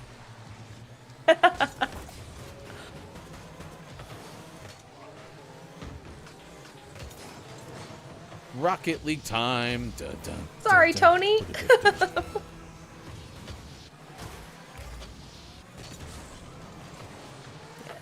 Oh, no. All right, we're good. Nothing to see. Nothing to worry about. Nothing to worry about. Whoa. Nice. Oh, famous Jacob again. What a good goalie. Big fan of famous Amos cookies. I don't know if that's related at all to Jacob. Famous Jacob and famous Amos are from the same family. Ah! Oh, we put up a good fight. Losers chat. Just a bunch of losers over here. Wow. Congratulations on your What first ever fun. Rocket League goal. Thank you. I feel very proud. Go ahead and send us the menu, and we will do community games on Gaming Morning Show. It's 8:23 West Coast. It is 11:23 out on the East Coast. 4:23 for those watching GMS in the UK. Brenda goes, Jenny was liking this game before kickflips and rocket boost. Now you're gonna love the game. Laura. Right. I've tasted success. It's changed it for me. The chat was super excited. Look at all that fanfare. Oh, y'all are so kind. As they say on Gaming Morning Show, Jenny is cracked. Nice work. Chris M.E. says, I feel like Jenny would agree Ryan has Ted Lasso energy. Oh, yeah, for sure. I totally agree. Would be an awesome coach of football and has the best puns out there. And I'm sure, I mean, we've been talking about making brownies. Who knows? Maybe you're making cool biscuits every day. Putting them in a box. Put in a box, give them to Hefty Wife. Somebody did that on the internet. I don't know who it was, but they actually made the Ted Lasso biscuits, and then they even found the pink boxes. Whoa, Yeah. That's cool. Do we even know what, I mean, someone did because they made it, but what kind of biscuit, are they just like shortbread biscuits? Like, I don't even know what kind they are. I have the sad feeling that it would take like a minute of internet research to figure that out. Yeah, I was like, it's looked. probably very, very Googleable.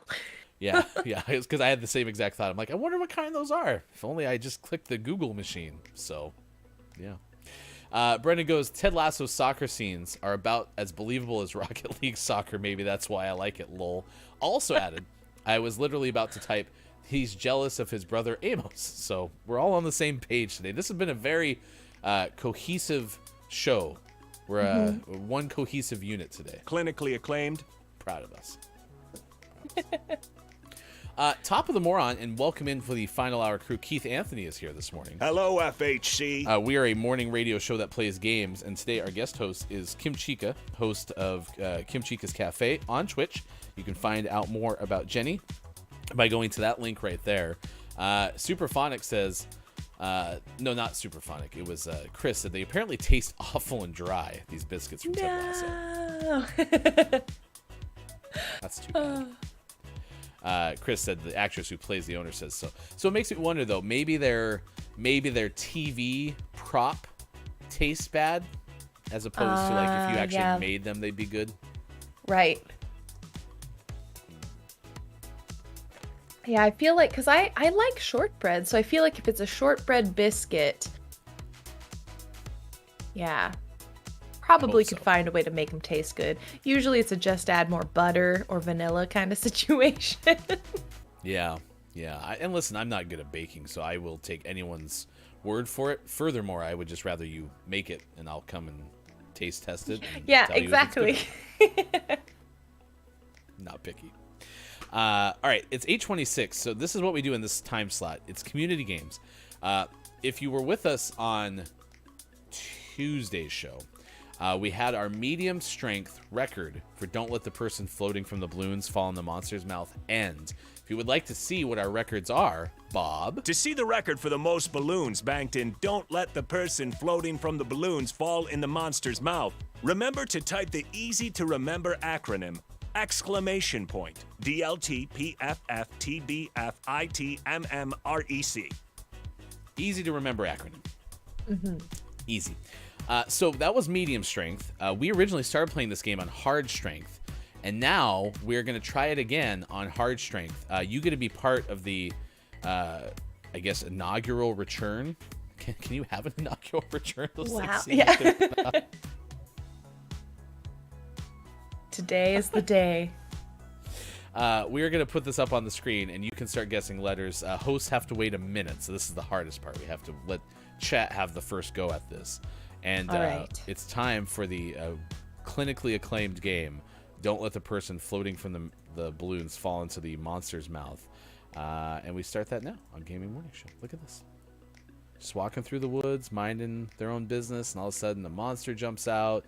But luckily this person had 5 balloons and floats to the top of the screen, and everything ended up being okay. So there you go. Toys and games is our category. Toys and games is our category. We have an O and a T from Brendan, and we have O on the board. So we're doing pretty okay so far. Pretty okay. Do you get into Wordle at all? Oh, I love Wordle. I love it so much. I am relatively chaotic with my gameplay though, because some people will min-max it and they'll be like, oh, this is the optimal word to start with, and I'll do it every day. And I will do a different word every day depending on the first 5-letter word that pops into my head. So I definitely don't optimize my playthrough, but I love it. I have not played, but the reason I don't is because of moments like this. We were guessing letters, and then Kalaf takes a big swing at toys and games and guesses Barrel of Monkeys. And before you knew it, What that's exactly a great what it was. guess. Oh my gosh. Lady K is super powerful. Correct. Kalaf, Quiet, Lady K, all were on the right bandwidth, and Look It's Michael was like, I'm guessing letters, and then it says, I hate you, Kyle, which is Kalaf's name. And it was Barrel of Monkeys. So congratulations. The good news is this is a team sport. We banked 4 balloons, and we're off to a hot start with Don't Let the Person Nice. Floating from the Balloons Fall in the Monster's Mouth. So next one is occupations. I like Look It's Michael says, hate with love, I'm leaving. Mike is just gone. Just gone. It's all right. Mike needs to get into the newsroom and get ready for At This Hour. We'll be checking in with Mike in about 10 minutes from now. Quiet Aim Gaming. Quiet's already putting down a full guess. Yeah, these are the big swings that we've had in this game. One of the most famous has been Superphonics. Beating the heat. Beating the heat. Might That's have guessed incredible. something else, but it worked. Mike always tries to go with, Shaquille O'Neal. and it rarely works. The good news is we might get to participate in this one because we have 8 seconds so we can guess. An R did hit, so that's at the end. Jenny, if you would like to guess a letter, our timer is up. F. Did you just say eh? F. You're like, that's not a letter. I was just so like, I think maybe Jenny knows I'm horrible at phonetics and is just messing with my brain. Let me just give you the sound. Eh. What?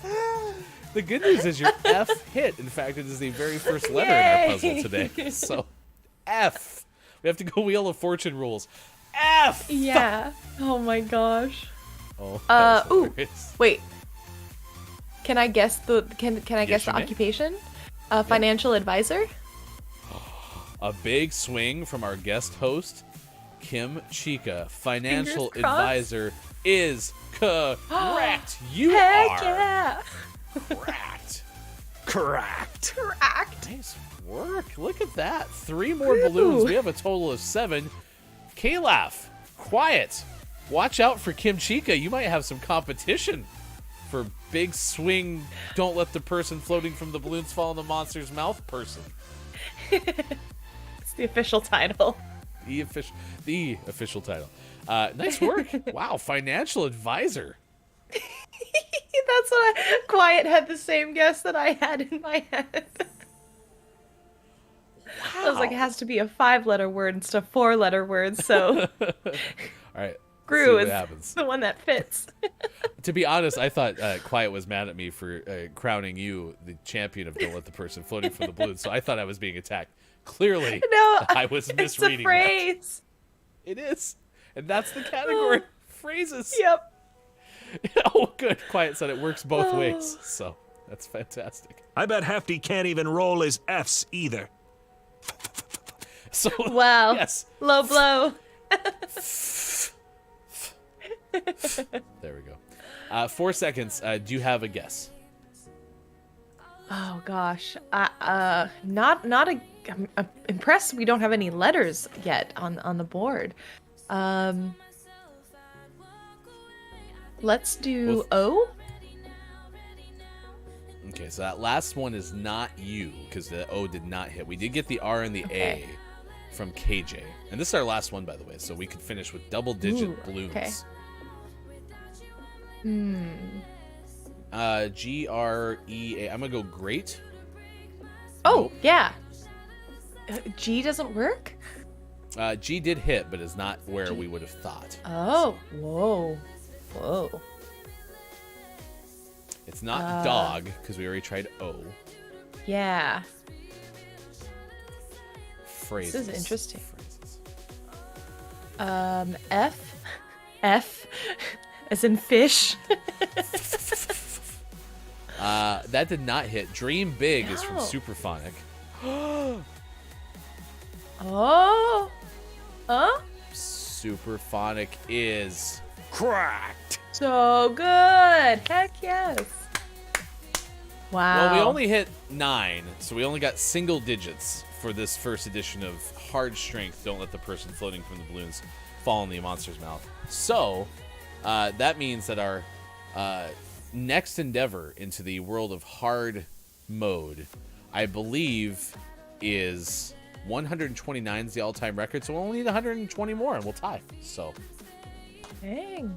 This is cool. What was this game? Because I'm like wanting to play this for my own enjoyment now. So as Chad has done many times, all you have to do is simply Google, don't let the person floating from the balloons fall into the monster's mouth. And then what will happen is you will spend about 20 minutes going, why the hell can I not find this game? At which point you'll reach out to Hefty and go, Hefty, I cannot find don't let the person floating from the balloons fall in the monster's mouth. And then I'll just tell you to search for Hangman. And you'll be like, oh. Perfect. It's a roller coaster ride. It really Yeah. is. Hello, FHC. A whole bunch of FHC folks have shown up. Last Checkpoint is here. Good moron to you. GMS host Austin Attack 12 is checking in saying morning gamers. And Pickle Feets is here as well. Hello, FHC. Pickle, being an Oregonian, might be interested in the Hefty and Sports.Gaming host a hockey night in Portland. So. Yeah. So is KJ, for what it's worth, too. So a lot of folks, for some reason, happen to be in the Pacific Northwest, just like you and I. So It's a very good place to be.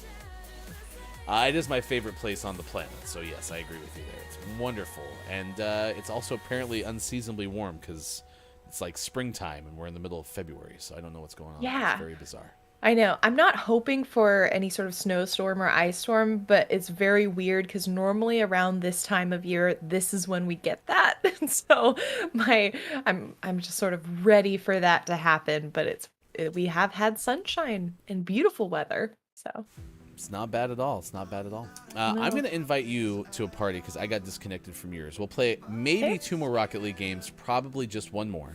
In a matter of minutes, we'll check in with Maiko and see what Mike is tracking at this hour. So that's coming up as well. GMS Plays Horizon Forbidden West is going to be the live debut of the new game that comes out a week from today. Heck yeah. Sports.Gaming is going to do a Let's Play of that, and then we'll have a YouTube exclusive series that you can check out on our YouTube page. Right now, we are playing Far Cry 6 as our GMS Plays series on YouTube. And right now, episode 25 is posted. We'll have episode 26 coming up today at 12 p.m. Pacific time. So if you have not had a chance to play Far Cry or watch Sports.Gaming play any Far Cry, please check it out because it's been a lot of fun. And Sean's ability to make me laugh by simply saying the word shortcut is amazing. So credit to you, Sean. I it's didn't not see letting me. the invite come through. Yeah. If you could try one more time. I was gonna say it's weird because I don't think mine are getting through to you for some reason. Yeah. But if it doesn't work, then invite me and we'll play 1 more. So Okay. Austin goes, I want springtime. Austin is in upstate Western New York. It was Sasquatch. I don't know if there's Sasquatches there, but Checkpoint's asking if Mike isn't tracking Bigfoot, I'll be disappointed. So, There it goes. all right, yeah, you can go ahead and start that one. That's good. If you like all things Sasquatch, including the scent of pine tar, you can check out Dr. Squatch soap and support Look It's Myco in the process. Simply go to Dr. Squatch. Does anyone have my Dr. Squatch soap? .com and use the following codes, and you can save either on your first purchase 10% using Discbrick 10 or on a subscription using Disc Squatch 10. Those are all courtesy of Look It's Myco. Thank you so much. Hey. Myco's a pretty awesome person. Myco is a mighty fine, plain individual. Proof. So, all right. Last but not least, let's recap our days of the day. National Umber-ella-ella-ella Day. Which is my new favorite day. AA. Well, and I was going to ask you. So, in the Pacific Northwest, we are subject to quite a bit of rain. Do you actually use an umbrella, Ella? Nay, I do not. I love that song so much. I don't. I will wear a hood at times, but I don't often carry an umbrella with me. Now, I guess maybe since I'm a little older, especially if I'm like walking with my mom or like have a guest from out of town, I'll maybe carry an umbrella. But if it's just me, nah. Yeah, Pickle says nobody here uses umbrellas. It's weird. I mean, listen, the problem is it's just we're in a constant state of some degree of rain, if that makes sense, right? Mm-hmm. And so every so often, it'll just start raining out of the blue. Maybe you didn't even expect it to rain. Or maybe it's so light that an umbrella would just be unnecessary. And so, as Jenny pointed out, a hood is useful. Yep. I do have one umbrella that I keep in my office at real work, just because occasionally I don't have a coat with me. So if it is raining and I'm walking to my car, I don't have to get downpour it on. But by and large, a hood does the deal, you know? Yep. Plus, I mean, I like the rain. So being out in the rain, as long as it's not like a torrential downpour, it's actually welcomed by me. So. Yeah, I agree. I like the Pacific Northwest because I like the gray. I like the rain. I like the weather that a lot of people don't typically enjoy. So whenever it does rain, I'm happy to like take a moment and just enjoy that weather. Whoa! We joined mid-match, and then unfortunately, I was like, dang, this went fast. I was busy making sure you were in there, and I'm just sitting here by the goal, and I could have easily have saved that, and I reacted to it far too late, so we were down 1-0 as a result. So sad. Lady K says, in the UK, every time I have needed an umbrella, the wind has been so strong that my umbrella gets destroyed, so I just gave up. Yeah, we don't often get like super windy weather here either, so it's so close. So yeah, I don't think I've ever had to really wrangle an umbrella too much, which... Oh, no! Okay, phew. Wrangle an umbrella is a great verb. Yeah. Jenny's out here herding umbrellas like a sheepdog. Yep. But I will admit that Western Oregon, especially Northwest Oregon, where Portland is, does not get a lot of wind. And that was one of the things that I really enjoy about living out here, is because I grew up in a place where it was windy constantly. Like 20-mile-an-hour gusts of wind were not uncommon on a daily or, multiple times per week basis. And it was exhausting. Oh, yeah. Despise the wind. And so what'll happen is out here, we'll get a 10-mile-an-hour wind one random day, and I'll be like, it always the wind blows, and I get so mad. Yeah, I used to live in an Alaskan village that was like in sort of this bay area, and since we were right on the ocean, like right there, the wind was so strong at times, and also just winter snowstorms, it would get so wild, and I do not miss that part. I miss the snow. I don't miss the wind. Just no fun. How did I nice miss it? The nice thing is with where we live in Oregon, if you want to go find the snow when it's snow season, you can. True. Assuming you have access to a car, you'd be able to drive an hour and a half and be able to find the snow if you want the snow. That's one of my favorite things here, but I recall like wind chills and stuff were just brutal, being like 10 degrees, and then the wind would make it minus 20, and it was just not fun. It was just not fun. All right, put that in there. It's a slow trickle. I had a chance. Today is also Plimsoll Day. Our good friend JF Downs had originally thought that was some sort of shoe. It turns out that Plimsoll Day has to do with sailing. According to daysoftheyear.com, Plimsoll Day has more to do with sailing than anything. And it's not Parasol Day, or Parasol Day, which is, I think, another term for an umbrella, but it's Plimsoll. Plimsoll. So sailing, not shoe. Yes. Commercial sailing was safer because of a person named Samuel Plimsoll. So look into the waterways, my friends, and give thanks for an awesome item in your house that made it safely from the shores of someplace to your home. This was, according to this website, there was a time in England where many commercial vessels were traveling on rivers so overfilled that accidents abounded. But with the laws that Mr. Plimsoll championed, now the Plimsoll lines can be found painted on ships all over the world, and safe shipping around the seas of the world point back to Plimsoll. Cool. Yes, And the something Plimsoll new line. today. Oh, God. Yeah, nice. Yeah. Oh, it's all you, Hefty. So you were trapped in a classic Hefty moment there, where I was driving backwards while trying to read something on the internet. So You were still so good. I mean, all I remember was kind of eyeing the screen, wondering, okay, how soon are they going to score? How soon are they going to score? And then like I get done with the story and they've scored. So Lady K says a parasol is not an umbrella, though similar parasol is not made of water-resistant material, but of cloth or paper designed to block the sun. Thank you. So I knew it was umbrella-like in nature, but certainly a different purpose. So. You got blowed up.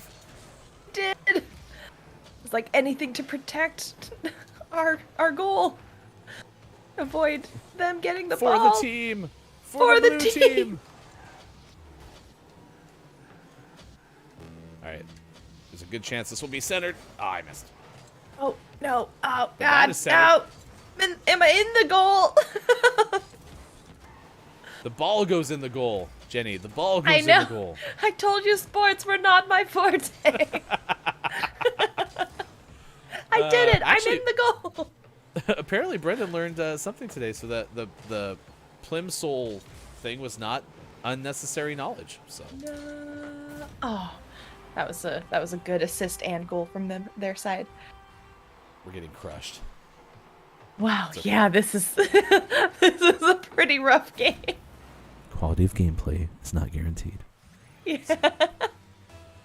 Today is also National Giving Hearts Day, National Teddy Day, National Flannel Day, and National Home Warranty Day. National Flannel Day. Perfect for anyone in the Pacific Northwest. Yep. I'm actually surprised how little flannel I wear, because flannel is incredibly comfortable. It's so comfortable. And honestly, you mentioned going to Costco, and I was gonna say Costco always gets the best flannels. So if you ever want a flannel in your life, go to Costco, especially around holiday season, because they'll have some good options. Hefty Wife is a fan of flannel sheets. Ooh, that sounds really nice. I run a little bit hotter, so I've never enjoyed flannel sheets, but in the wintertime, supposedly they are incredibly useful. Yeah, I also, well, I tend to run really hot, like in the upper body, but my feet are always kind of cold feeling. So I don't know. I'm a mess. So I have a lot of blankets and pillows like here, up top because I also like having weight on my body, but then I need, I'm a mess. You just described, though, one of my favorite jokes. I'm a big fan of vests because I can put those on with almost anything and wear them. And a friend of mine got me a North Face vest when I was like 2 years out of high school. And I still have that thing, and I still wear it to this day. Point being is everyone always asks me, why are you wearing vests all the time? Are you cold? And I'm like, no, it's very comfortable and everything. And it's like, oh, I bet it's because your torso is freezing, but your arms are burning up, and so you need a vest. That's what you just described. You're like, oh my top gosh, is super warm. But my feet right? are It's like freezing. I'm just a mess. Coming soon from Gaming Morning Show, the Kim Chica Memorial blanket that only covers your legs. That would be so nice. Well, and it's like it has to cover my legs, but then my feet have to be free because I don't, even though my feet get a little chilly, I don't like having them like wrapped and stuff. Like I can't wear socks to bed, and I don't like blankets on my feet. So yeah, just all over the place. Wait a second. So we also learned something. Man, we have one last thing to close, and we got a whole bunch of stuff to get to. I'm so confused though, because Mike O said that Mike O likes to have sheets untucked so he can have his feet out of the bottom of the sheets. And I had never heard of that before, and it turns out that actually may be more common than I realized. Do you have your sheets untucked? Yeah, and if like, especially if I go somewhere and like hotels will like heavily tuck their sheets, I will put my feet out the side kind of and like loop my legs around just so that they're not in the sheets, because I don't like having my feet trapped. But they run cold, and so everything I knew about life has changed on a day-to-day basis with the show. All right, it is 8:49 on the West Coast. It is 11:49 on the East Coast. It is 4:49 for those watching GMS in the UK. Thank you for being with us. It's been a super fun show, and it is once again time to see what Look It's Mike O is tracking at this hour.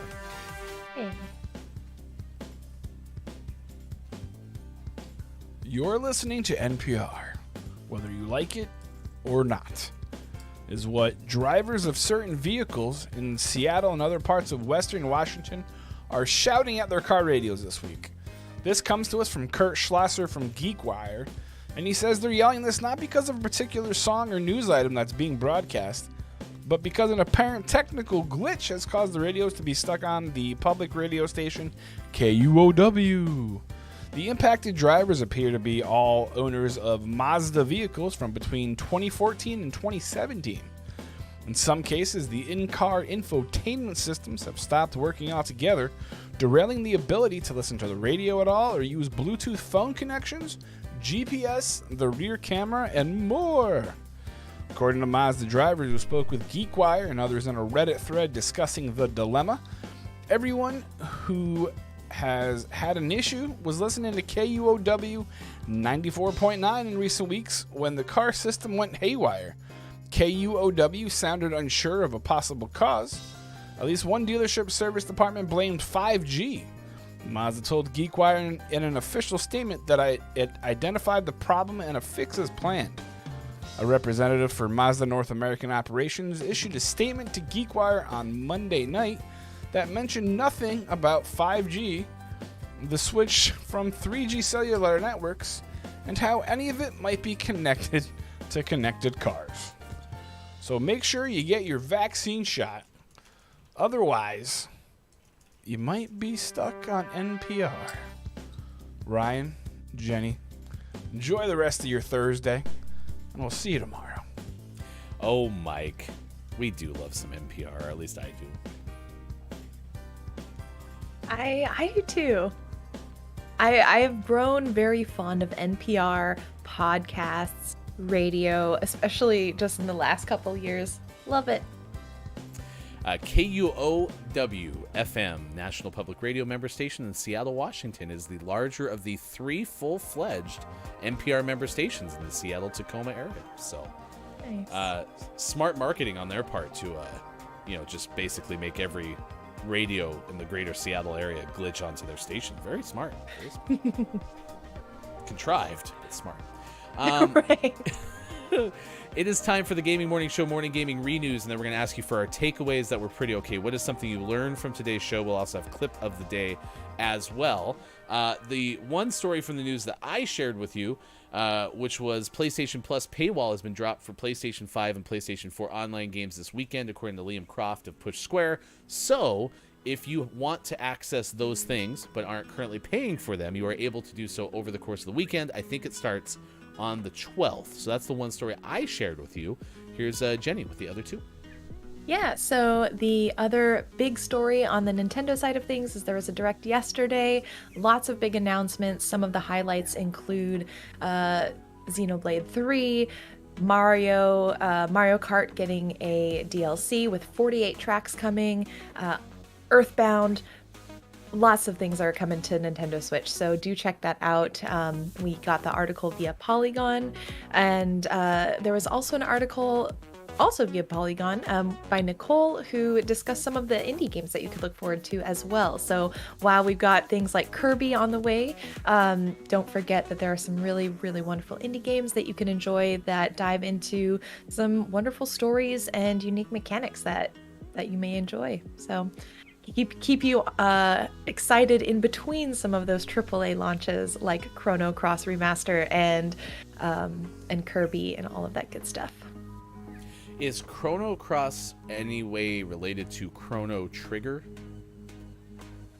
I not like narratively, but I think in the sense of like a Final Fantasy. I have not played Chrono Cross in so long that I might be missing out on some Easter eggs and secrets that people who are like diehard fans might know. But from what I recall, it's kind of a Final Fantasy relationship where you might have similar elements, but it's a different story, different characters.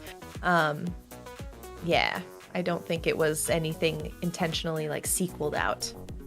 As I have watched you play Chrono Trigger, which was my first introduction to that game, and then Chris M.E. confirms, yes, Chrono Cross, a spiritual successor. So, you mentioned 22 indie games to look forward to in 2022. This is from Nicole Carpenter of Polygon. One of those is very close to you because you're helping make it. What is that game? Yeah, it's called Spirit Swap Lo-Fi Beats to Match 3-2. It's got like thirsty characters and you can be thirsty and date the characters. It's got chill lo-fi beats. It's got competitive modes where you can play versus against friends. It's going to be really fun. So if you like puzzle, like panel to pawn likes, definitely worth checking out. So yeah, and thanks for dropping that link.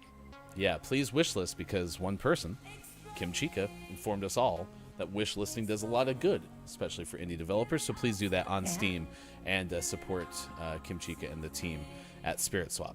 We're going to do the clip of the day, and then we're going to send you somewhere on Twitch. If you would be so kind as to paste just the username of your recommendation, because the link got asterisks out, and then we will send you over there if you are watching on Twitch. It is time for the clip of the day. The clip of the day. Hey, look, it's the clip of the day. Toot toot. I do love a good Hawaiian pizza as well. Give me that pineapple. Give me that sweet and savory. Oh, love it. I'm happy I'm at the stage where I can like nitpick, pizza meats. Which, by the way, that made me laugh. Pizza meats.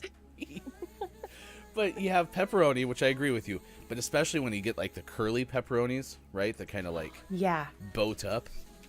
Yeah, you get a little bit, like just a little bit of that pepperoni like grease in there, and then the crunches at the top. It's like that texture is just unparalleled. It's so good. And then with Hawaiian pizza, I'm with you as long as the Canadian bacon isn't like, I don't know, CD sized, and then you have to really intentionally like take a bite to make sure the whole thing doesn't slide off. 100%. It's all about the size of the meat. In pizza, it's all about the size. It's all about the size of the meat. I need you to know, chat, that if you weren't with us in the first hour, that happened 20 minutes into this thing. Just off like a herd of turtles. and not only was happening. And not only was pizza meats great on its own, but then we had the phrase in pizza, the size of the meats matter.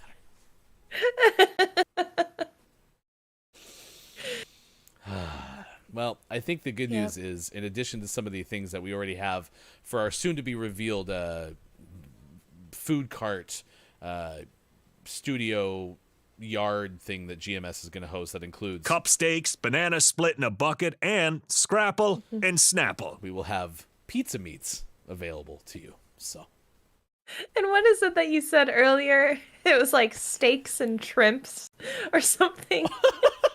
yeah, so Sports.Gaming's not with us today because doing doctor things at conferences and eating really well, having steak and seafood. And Quiet called me out for not mentioning that, hey, there's a nice little rhyme known as surf and turf that goes with it. Yeah. Oh, that was good.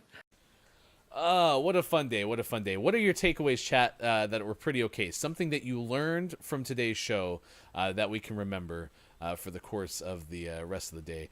And thank you all for hanging out with us wherever you may be on Facebook Gaming, Twitch, YouTube, Twitter, and Gaming Morning Show. .tv. Tomorrow, Miss Theo will be here for all 3 hours as it stands right now. It actually looks like maybe one of our other GMS hosts will be able to be on tomorrow too, so be sure to check in at 6 a.m. Pacific time tomorrow. One thing that we did need to do before we send you over to the raid recommendation of Kimchika, Matt Calder. I'm Matt, he, they. I'm a queer gamer focusing on exploring interesting stories, super cool mechs, and making a space welcoming and caring for all marginalized groups. This is Matt playing Pokemon Legends Arceus. So we'll say good morning from GMS over there when we are done. But we need to award our Billy Thundergun winner, and that is for our teammate of the match, someone from chat who had an outstanding performance. This is what reminded me of this. Billy Thundergun, teammate of the match award. It's going to go to Hey It's Brendan _TTV because as we were playing Famous Jacob, we all agreed that that must be Famous Amos's brother or some sort of relative or something like that. I don't know if the cookies are as delicious, but what we do know is that is our teammate of the match. Congratulations to Hey It's Brendan _TTV and Famous Jacob from Rocket League. Not bad. Yeah. Not bad. What is your takeaway that was pretty okay? What is something you learned on this edition of Gaming Morning Show? I learned that Rocket League is actually quite fun. I enjoy it more than I thought, so that was really neat. And I learned that I am not alone in needing my feet to be free when I'm sleeping. So that's pretty cool too. I never see guessed Austin, I think. Oh, I was just gonna say Austin also mirrored that takeaway that feet should not be confined to socks. Yeah. I like socks, just not when I'm sleeping. Yeah, I never knew that so many people preferred to have their sheets fully untucked or is untucked enough where you can easily get your feet out the bottom. And you're another person I'll add to that list. Yes, a takeaway, K-Lab said steak and seafood is also going to be available on our menu. Join us over at Hefty Goof's Place You Can Eat. I love that name so much. Hefty Goof's Place You Can Eat. You mentioned Austin's takeaway from K-Lab. Not enough people have ever had or even heard of cream cheese brownies, and apparently they're pretty okay. Chris and me, my takeaway is I have less need for an umbrella in Southern California, but I probably use it more than someone in Oregon. Actually might be true. Might be true for sure. My takeaway is in pizza. The size of the meats matter. Size of the meats matter. Thank you, Kimchika, for spending time with us. We will definitely give you a follow over at twitch.tv/Kimchika and check out your streams sometime next week. Please say good morning from GMS to Matt Calder as we send you over there. I hope everybody has a tremendous Thursday. Jenny, thank you so much. Yay. Thank you. So great being here. Hope you all have a wonderful time zone. Yeah, absolutely. Thank you for being here, and we will do it again tomorrow on Facebook Gaming, Twitch, YouTube, Twitter, and at Gaming Morning Show. For Austin, for Mike, for Sean, I am Hefty Goof. Thanks again, Jenny. GamingMorningShow.tv.